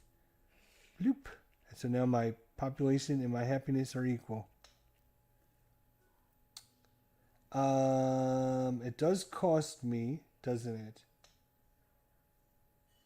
It costs me 2. I don't have 2. But I do have 2 gold. So I don't have 2 of the papyrus. Because he's taken all the papyrus dice. So I'm going to take my 2 gold. I'm going to pay for it that way. So it's going to cost me 2. Damn it. And then I would get, because I got a 5 though, I don't get any scribes. I still have 2 scribes though, so ha ha ha. It's not over yet, my friends. It's not over yet. Okay. So happiness is way up now.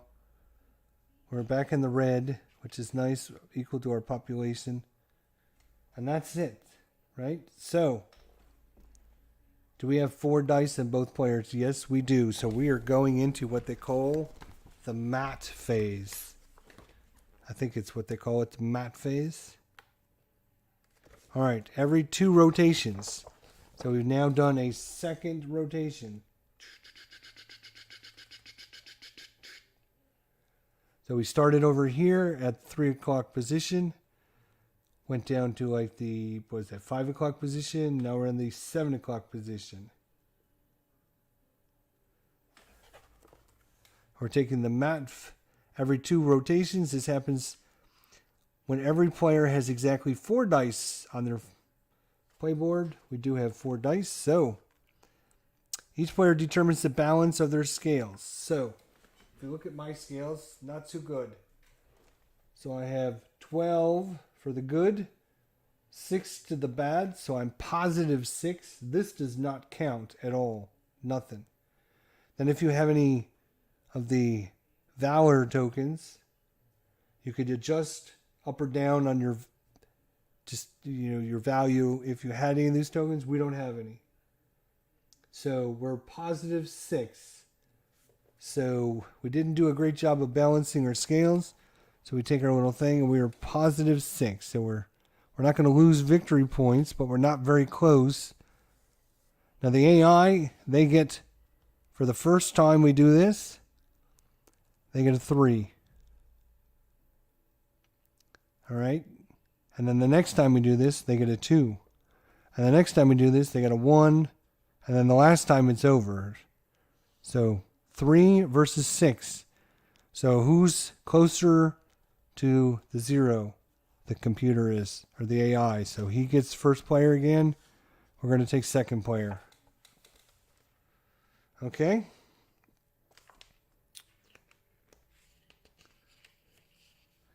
All right. Positive, negative. Okay.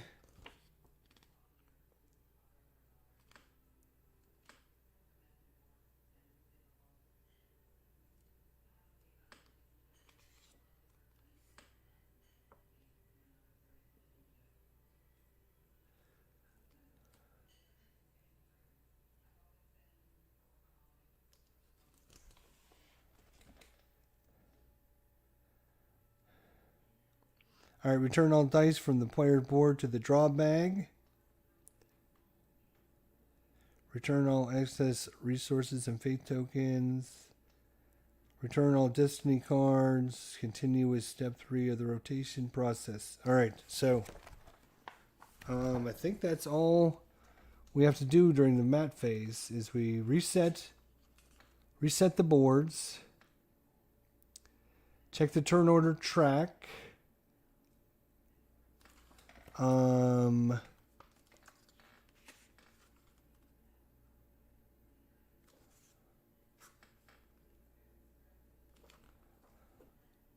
Yep, I don't think we have any like scoring or anything that we need to do.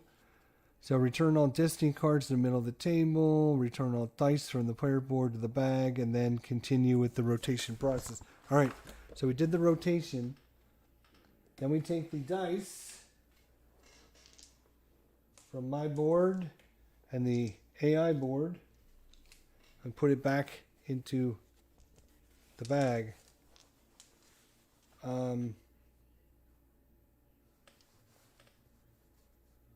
Right, so one of these dice, before we do this, right, so before we do that, there's 2 dice left in the bag. We got to finish up our rotation.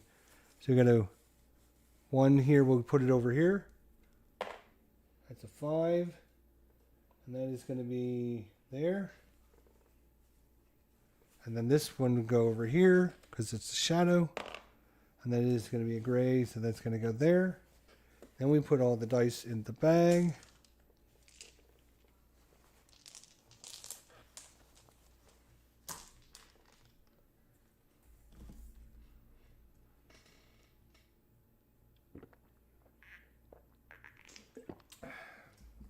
Okay. Now we need to adjust our dice. Okay, so this is in the sun. So this stays there, that stays there, that stays there. Okay, what about this one? That stays there. All right, in the shadows, that's okay, and this should come up there. In the darkness, that one is fine. And the brown, where the hell does the brown go? Okay, brown is okay, so that's okay too. So this one is going to be nothing, and this one's going to go there, and this one's going to go there. All right, so we've adjusted all the dice from the rotation. Whew, we are good to go, my friends. We are good to go. All right, so that is 1/4 of the game. So you 2 rotations. So you do 2 turns, 2 actions, and you do a rotation. You do 2 more actions, and then you do a mot phase. So after 2 rotations is 1 mot. That is 1/4 of the game. So we're going to do that again. 2 more, rotate, 2 more, and then we'll have a halfway point, and we'll do scoring of the game. Hopefully that's making sense for everyone out there. All right, let's do this. So it is, we have to build this thing again.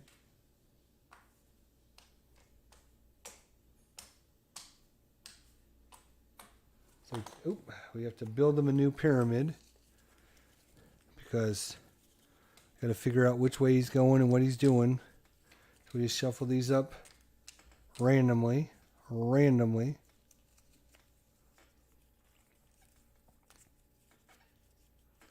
All right, and then we'll just cut it a little bit.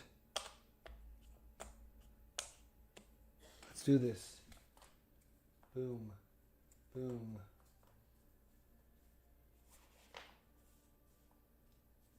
Again, I'm going to try and build it over here where so you guys can see it.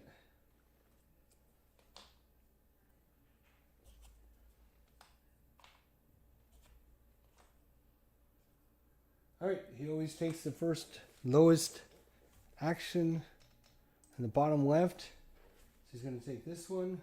He's going to take the freaking papyrus action again. The yellow dye action. The one yellow dye that's out there, he's going to scarf it up. So it's interesting when I watched some reviews of this game and I watched people's thoughts and everything. There was one group of people that were discussing this, or a couple fellas, and they're like, oh, it doesn't really matter. Like, I never felt like you took my die away from me. There was always plenty of options for me to get the die. And then when I watched other people's review, they're like, oh my God, being first player is so important because you take that person's die and they are screwed for the whole round. And it was such a difference. And I thought to myself, well, I wonder how this is going to play out. Well, this is a perfect example. I would love to get some papyrus. A papyrus gives me cards, which would be super cool. Happiness, which is super cool. But I can't get any of the yellow dice. Well, he's taking the yellow die again. So he's going to take the God action here for 5. And he's going to put it in the raw action. Boom. So he's taking the God action to build a statue. He's going to put it in. He took the 5, so the computer always puts it wherever. I think he always puts it there. Let's just double check that and make sure. It makes sense that he would do that, but let's just double check. Okay. So he raises a pillar with the temple complex, choosing the pillar tile that corresponds to the die value. All right. He scores 1 victory point per building, regardless of ownership. Oh no, I'm looking at the wrong. That's the god. I need. Here it is. Building a statue in the honor of the gods.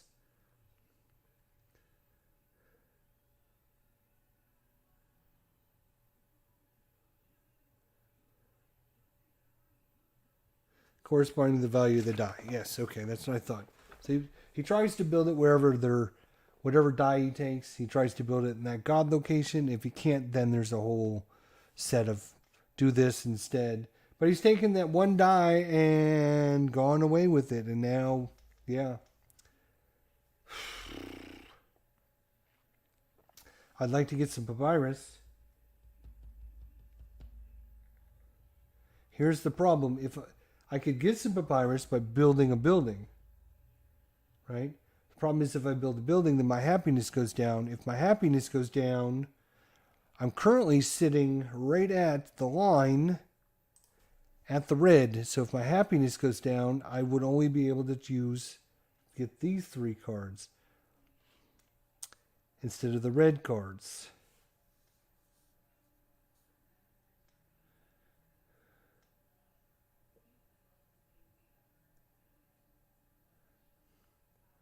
During each mat phase, gain 2 faith. Yeah, okay, that's not great. Oh! I don't think we do this.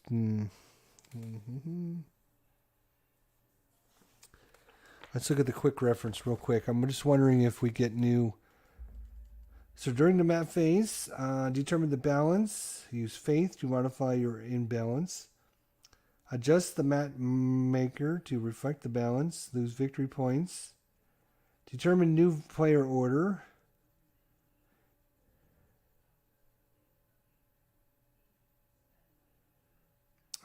Clear scales on players' boards. Return all destiny cards to the middle of the table.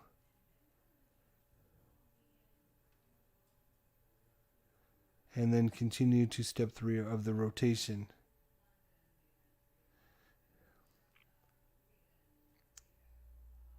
Okay.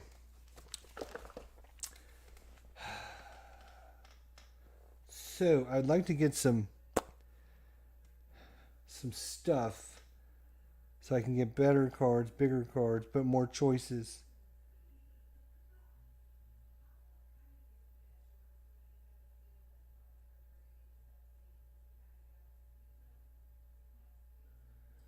Wow. When performing the Hathor action, gain an additional 2 victory points. So right now we have 2. No, we don't have to. We don't have to worry about paying for our buildings until we do the scoring. So right now he's got this column. I have that column. Losing happiness, but getting some papyrus might be worth it. I am going to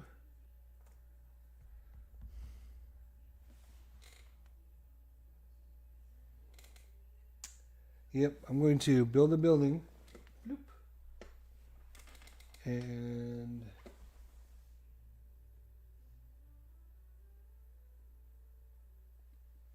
lose the happiness. And I think I'm going to go on the 6th column again, because I can get 2 papyrus right away. And I'm going to need that. 2 papyrus. Then I can move up my papyrus 2 on the track. 1, 2. And then I can move up one spot. And I'm going to move up my granite, because I'm only 1 away from my granite.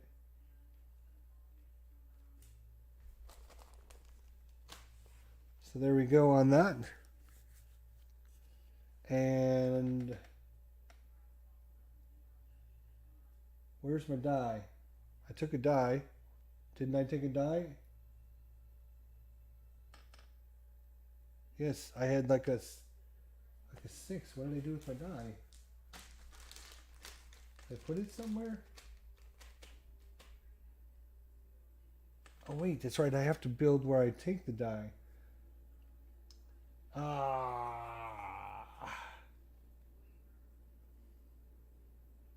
Maybe I didn't take a die. 1, 2, 3, 4, 5, 6, 7, 8. Huh. I guess I didn't take a die, so I gotta take this one. I'm gonna have to make this a. I'm gonna have to. Oh shit. Hang on a second.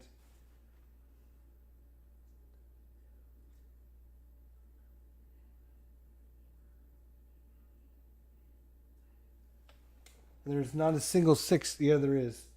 All right, I'm going to spend my two scribe. Oops, let's flip you guys over. I'm just going to spend my 2 scribes, 2 of them. I want to take the Osiris section. I want to take this 6, and that's where I'm going to build my thing to get my bonuses. So I didn't misdo anything. Okay, so now I'm done. Now it's onto the computer. All right, so computer, even he's going right, odd he's going up. He's going up, which is raw. He's going raw. So I'll take the highest raw dice. Oh, wait, because I took this.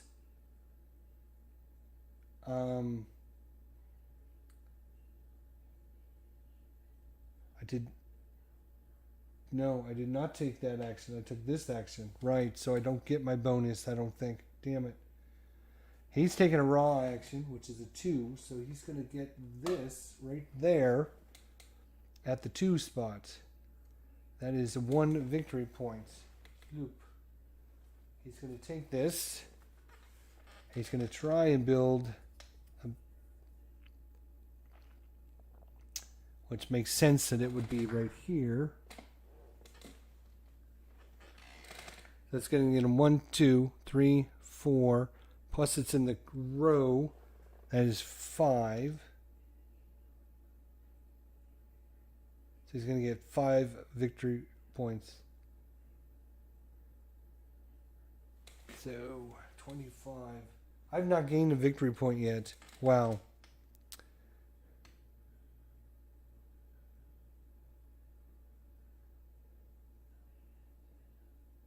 And like I said, I might be cheating for him, giving him extra points on that. I have to find out. It says they don't get the rewards underneath, but I'm giving him the victory points for that. So maybe I shouldn't be.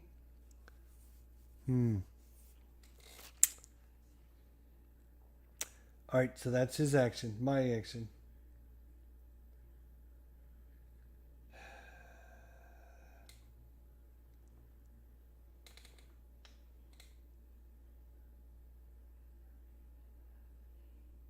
I have food. I could build a building over there. It hasn't done me a lot of good so far. But if you build a building here, and it shows you how much food you need to put there. So 2, 3, 4, 3, 2. So the outer ones cost 2, and the more towards the middle. The reason for that is because if you build a building here, you get all the resources that are in that row. So I could actually get quite a few. I get basically one of all the resources plus the gold, but it would cost me 4 food to do that. Then I can build a pillar in there somewhere. Oh, we have to replace one of these pillars here. Oh, the way you do this pillar is actually, whenever somebody builds one, you slide them all to the right, and then you put the new one on there, like that. It is in the dark. There is no available dice over there anymore, so it doesn't really matter. So he took this die. I'll put that there. Now it's our go. What are we going to do? I'd like to get some population so then I can get my happiness even farther up so we can get some of these cards. Right now, if we got cards we can only get from the tan section, which are just these 3 cards here at the very end. This one here says, when taking a die, spend 1 scribe to also take an adjacent god action. So I could spend a scribe to spend, you take this action, then you can also take the action of an adjacent god. That's kind of neat. This one here, when performing the Beset action, which is the happiness god, you don't pay the cost in papyrus, which is nice. And then for the technology, when performing an Osiris action, which is the building, gain 2 victory points. So every time we build, we can gain 2 victory points. That's not horrible, actually. Plus, if we took the 4 dice, we would gain a scribe. We'd only gain 1 happiness, though, because our population's so damn low. That's why I wanted to get our population up.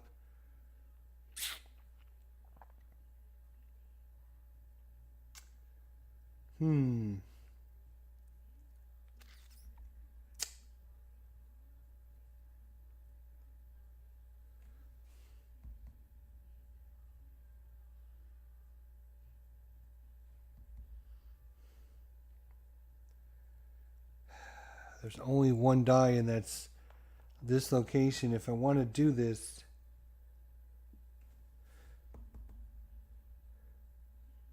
that would give me, well, let's see, no, this is only happiness. It only give me one, oops, it only give me 1 happiness. I need to get our population up, damn it. But our population ones, there's a 2 and a 3. That's not great.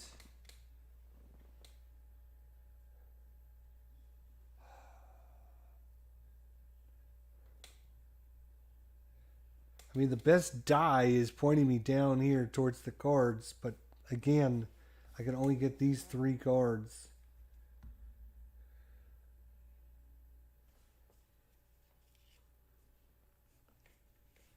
And it would cost me 3 papyrus. I have 2 papyrus and a gold.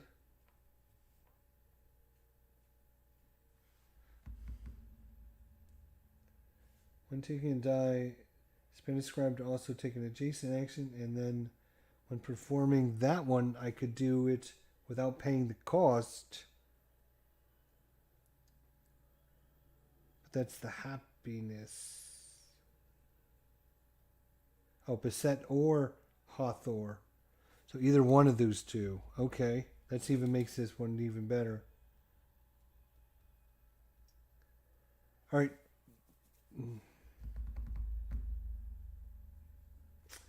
All right, we're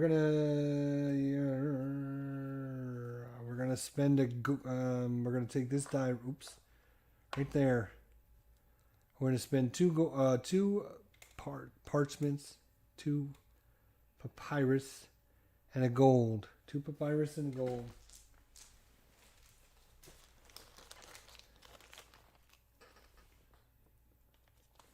That's the gold bag. That's the papyrus bag. And I can get up to 3 cards. It cost me 3. 2 papyrus and a gold for 3 cards. This was a positive die. So I'm going to take all 3 of these. So now when I take this action here, I get 2 victory points. Hey. When I take a die, I could spend this card and describe to also take an adjacent god action. And then when performing the Beset or Hathor action, these 2 guys, I don't have to pay the cost. So no food or papyrus. So I can build over there to get some happiness with that. So that's going to be very helpful. Yay! Alright, now we need new cards. When producing, gain 4 bread. When producing, gain 4 papyrus. And for technology, when you perform a Thoth action. What is Thoth? Thoth is this one right here. Gain 2 victory points. So every time you would do that action. Okay, so that was mine. Each player has 2. So we rotate.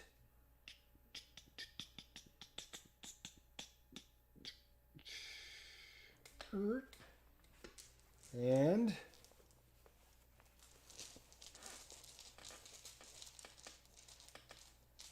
oh,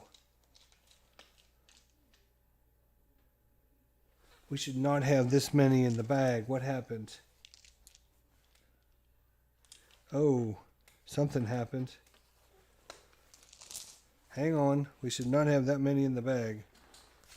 I missed bringing dice back out. Maybe that's why we're having such a hard time.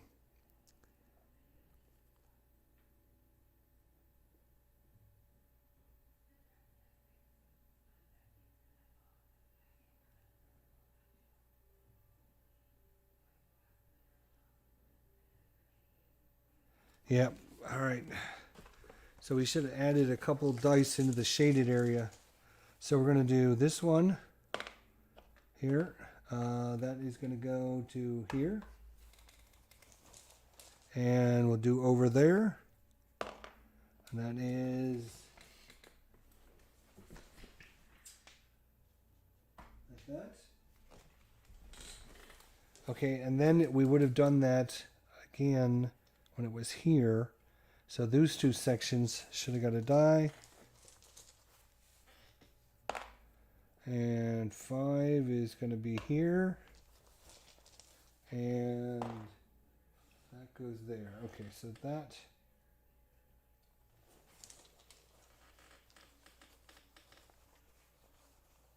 And now 5 here. And 5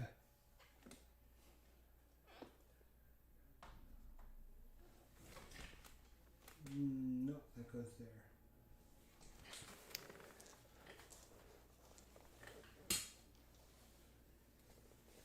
Okay, I think I got it right now. I think that's what we should have. Okay, my bad on that. All right. So we each have 2 dice. So to the computer. Even to the right. Odd, he's going higher. He's going higher. So he's going to take the black dice. The highest black dice he can, which is this die right here. So that is going to be that. Which is going to be that. Which is going to be 3 victory points.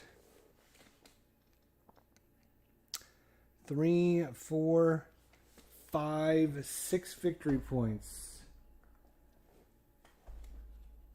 31. He's up to 31. I'm still at 10, by the way. I don't think I've scored a victory point yet. So I think he gets 5 for that, and then he replace that with a new one. This comes over here.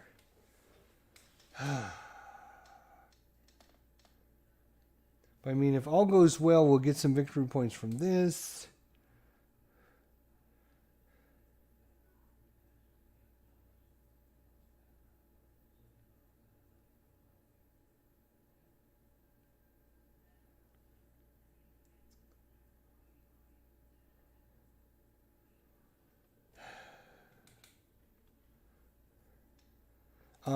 And because he has a scribe there, every time somebody takes an action like that, we should be giving him scribes anytime. Oh, and when we took this action, he should have got one. So let's give him another scribe for that. Anytime he takes this action, or we take it. Damn. So I'm resource poor right now.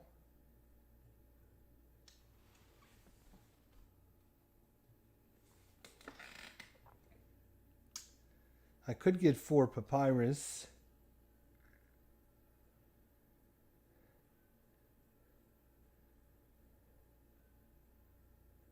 Or 5 bread. 6 bread. 6 bread if I could get a 6-sided dice. There's a 5 over there.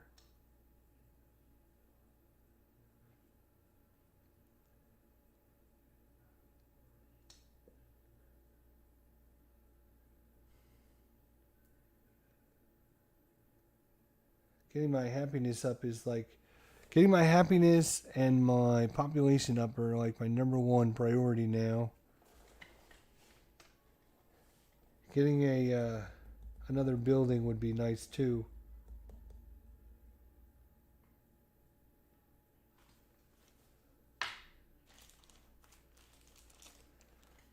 Right. Taking a population hit. Damn.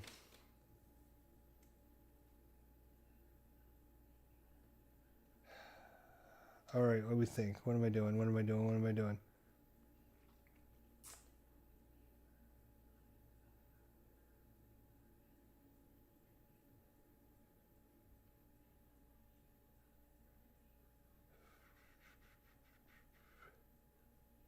There's only 1 die here.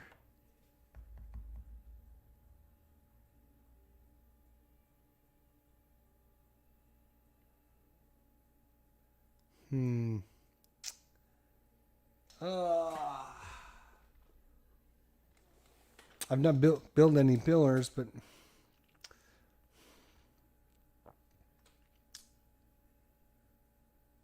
I really need to get some happiness up. I could take it as a free action, or I could start getting. You know what? I'm just gonna take this brown die and I'm gonna get resources. So I'm gonna get 4. No, I'm gonna get 5. I'm gonna get all of them in resources.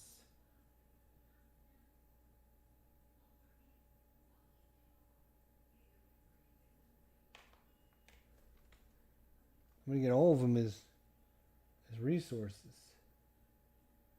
So 5 food. So the food will let me start building buildings over there.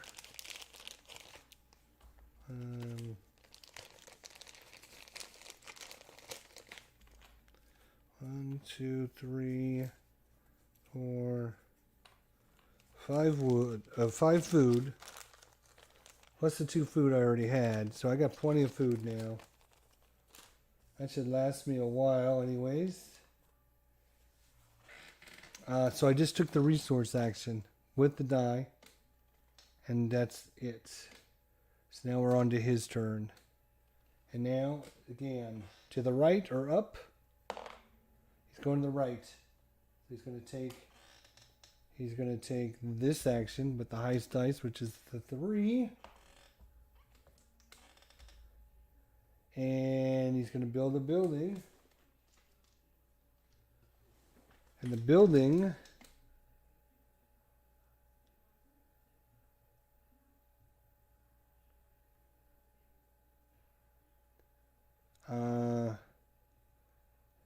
it doesn't really matter. I guess I'll go there.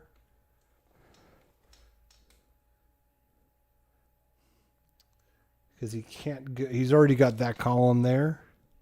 Oops. He's already got this column with the buildings, so I guess he would have to go over either here or here. I mean, it's kind of random. Let's just, we'll say even is the top.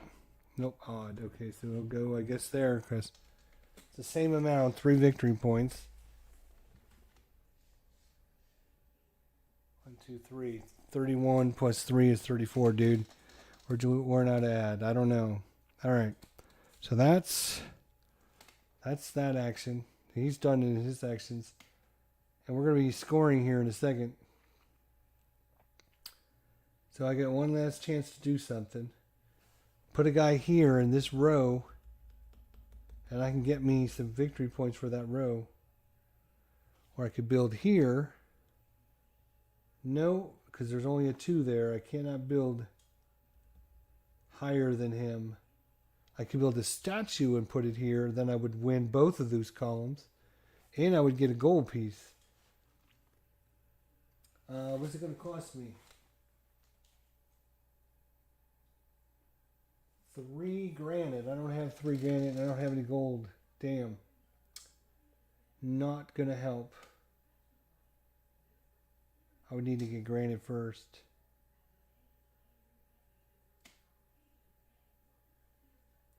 I got plenty of wood. Wood is the wood. Unfortunately for us, the only die left over there is the 2, which means our population only go up 2, which is really, really bad. Not great. 2 here to build. All right, we're going to do it. We're going to build on the 2 right there. Happiness goes down. This is the tainted. And we're going to build here on the 2 column. We're going to get a limestone.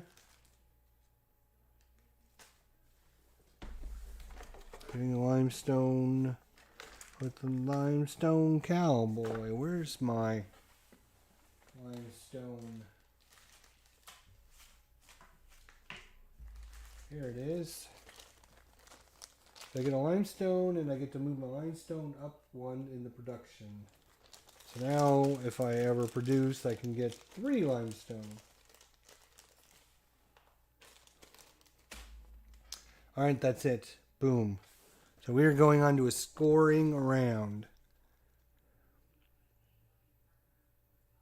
Okay. So this rotates. And you notice we're at the scoring marker. So we're going to score the 4 resources. So I gain 3, 6, 9. He gains 3. And I'm on the board. Yay, look at me go. Woohoo. Score the temple complex. Each building and statue scores 1 victory point. He scores 5. Each pillar scores 1 victory point for each building and statue belonging to the player in the same room or column.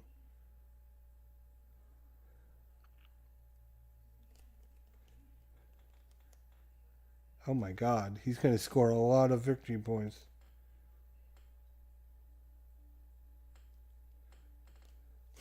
Oh my God. Score, each building and statue scores a victory point. So each building and statues, he scored 5. Ugh. 1, 2, 3, 4, 5. Okay. And then each pillar scores 1 victory point for each building and statue. So this guy gets 1 point. He scores 1 point. He scores 2 points. So you would get 4 more. 1, 2, 3, 4. And then score victory points for the amount of statues built.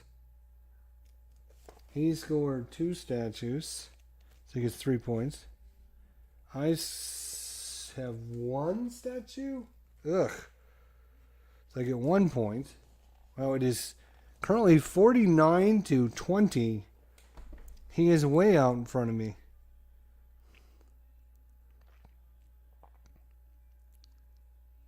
Score 2 victory points for each production marker at my 6th position. I have 1 of those, so I get 2 points for that. Yay. Pay the sum of bread shown on your building row.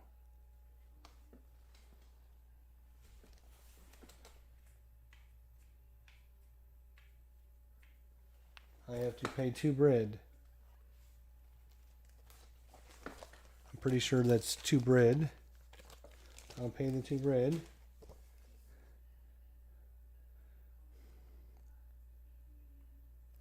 After scoring,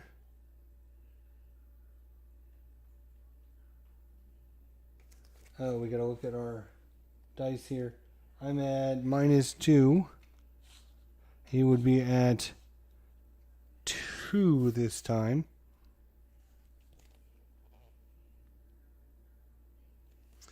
And I believe he's going to win that again. So back like that. We did the rotation. We get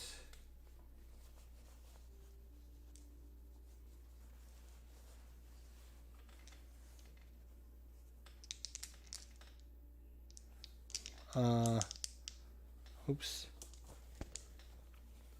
I think we're doing 1 and 1. That goes there. And that goes there. And then our 2, 4. When I rotate it, I should be putting 2 dice out there instead of 1 dice in each section. I believe I'm doing that incorrectly, and that's where I've screwed up. Alright, now we need to adjust the dice. So this has gone to the good side. This has also gone to the good side. There's nothing else there. And the shadows, they've gone to the shadow. They've gone to the shadows. They've gone good. And the shadows over here. Is that in the darkness? Let's see. Forbidden, and tainted. And then over here, good, there, and there. Okay. So all the dice should be hopefully in the right positions. How are we doing? 2.5 hours, and we're halfway done. So that was the halfway point of the game. Score is now 22 to 49. He is way out in front of me. I didn't realize how many points he scored over there. Man, that building at the temple is huge amount of points. I don't think I can keep up with these amount of points just by building buildings over here. That is crazy.